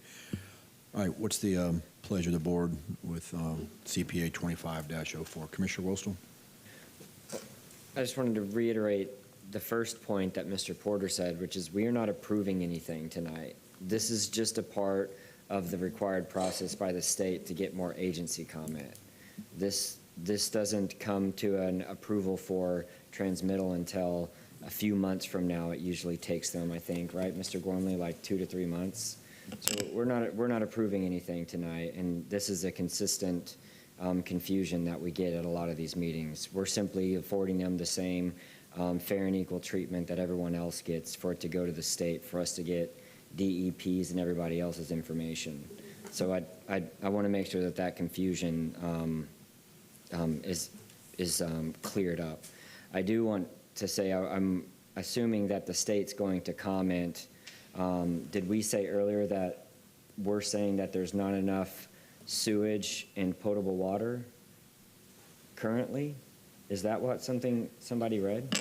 I believe the comments were related to the capacity of the distribution system, so that the pipes. And did Public Works make that comment? I tried to find it in the package, but you know it's massive. That would typically come from Water Resources. Okay, yeah, well, yeah, WRDS. Yeah. Okay. Okay, so I just wanted to clear up, though, that tonight we're not approving anything. We're simply getting all of the information from the state's agencies that is required. Commissioner Cohen? Thank you. So there's two different items here, and I want to address them both separately because I think they're quite different. On the issue of expanding the urban service area, we have been looking at these all over the county over the past couple of months, and they went through all of the criteria that we're using to make that determination, and this one fit into 7 of them. One of the things that is very true that was said is that we are spending money both through federal grants and through our own county tax dollars to convert properties from septic to sewer, mainly because of the environmental degradation that has been caused by the long-term use of septic tanks. And while they may be well permitted when they're put in, we all know that over time they deteriorate and whatever is in them leaches into the environment. We have festering piney points all over Hillsborough County as a result of this proliferation of septic tanks. So to me, the board has to look at expanding the urban service area where necessary, and definitely we want to prevent the use of septic in upcoming development. So I understand that the resistance to having wastewater and public water has been in order to try to prevent additional density, but I think at this point resisting it is really just asking for additional environmental problems and creating expenses for us down the road. On the question of the ask related to the change to R4, I have really 2 questions about that. The first is, given the fact that we earlier in the evening actually created a mechanism for applicants to apply for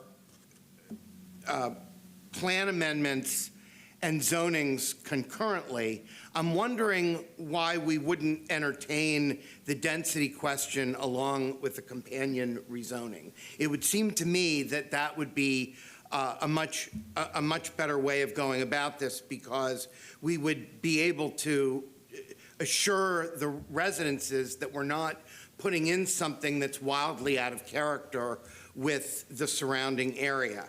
And one of the things that creates some confusion for me is what an R4 would yield on a piece of property that has so much unbuildable area. And without a zoning plan, it's almost impossible to know that. So like I said, I'm accepting of the arguments related to the urban service area, but questioning whether or not the upzoning is something that even has to be addressed now, and whether or not, frankly, it's appropriate, because it does seem to me that most of the the surrounding uses are R1, notwithstanding Pasco County having much higher density over the line. But it was said earlier that there aren't any direct connections other than I think it was the Suncoast Parkway and one other road to the west between this particular area and Pasco County. So just some food for thought as we explore our options on this. Commissioner Bowles. Thank you, Chair. You brought this point up. I brought this up during a workshop about the gross versus kind of net, and it has to do with uplands versus wetlands, all that. And I asked staff to kind of give me an idea what that would be. And for the Res 4, it would give us around 370 roughly homes that would allow on that property if you were to squeeze those in there somehow. I believe that part of the process for Mr. Dibbs was wanting to do some type of RV park. That's what I've heard.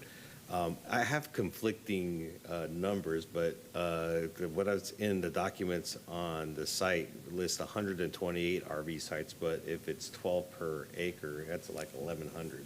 So I'm not sure which one is correct. So the documents that we're looking at here does not really go with what I read in the code and talked with staff about. So that may be something we need to have corrected on the record somewhere, just because it's different. Sure. We did a rough calculation, taking out the wetlands, using numbers previously provided by the applicant, a different application, which were similar to the numbers provided by this, and a rough approximation of the size of the lake using using GIS, and the number was 1,100 or so. It was 1128, and what's in the document says 128. It's 1,000 shy. So I would much rather see, so here's what I'll say. I like the idea that it's close to the veterans. I like the idea that we're providing somewhere. I like the idea that there's buffering. I don't like the idea of trying to squeeze 1,100 RVs in there. That would be crazy, in my opinion. And the one thing that really kind of stands out to me, and I'm not sure how this will be, is that with the different res 1, 2, and 4, you get different densities that you can build commercial properties on. And when you look at what's around there, there's no commercial properties. A seed farm, you got a couple schools around there, and the closest commercial properties are in Pasco County. With all due respect, I don't care what goes on in Pasco County at this point. They're doing their business, we're doing our business. So you got 2.5 miles or to basically Tarpon Springs Road and Gun Highway where the closest convenience store is. I would hate to see a couple gas stations, an Amscot, a nail salon, or whatever it is, get stuck in down there, and all of a sudden that spurs a whole different type of problem in that area. I do think that we should consider those things. I'm going to support this to see what the DEP and what the state agencies say and kind of let them come back with that, and we can address some of those other issues as it comes along. But for that, I'm just kind of getting it on the record where I stand at this particular moment, but I will support the motion, and I will, unless Ms. Myers is going to make the motion. I mean, is that a motion? Or go? You want to say something, ma'am? Yeah, I'll second your motion. Okay. I'll second your motion. Okay, so there's a motion to transmit CPA 2504. Commissioner Myers can make any comments, or second by Commissioner Myers. I'm just going to say I'm not going to support the motion moving forward. It's inconsistent with the community plan, inconsistent with the comprehensive plan. I did not support the CPA amendment request back in 2008, and nothing's changed in my mind that would cause me to change my position. So Commissioner Cohen and Wolstel did make good points, accurate points, but I'm unable to support it moving forward. So we have a motion to transmit by Commissioner Bowles, second by Commissioner Myers. Please record your vote.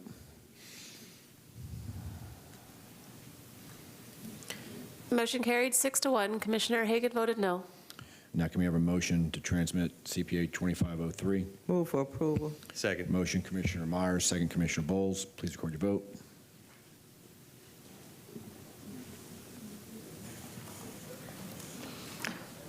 Motion carried 5-2. Commissioners Cohen and Hagan voted no. Okay, now we need a motion for resolution to transmit CPA 2503 and 2504. Move for approval. Motion Commissioner Myers, second Commissioner Miller. Please record your vote.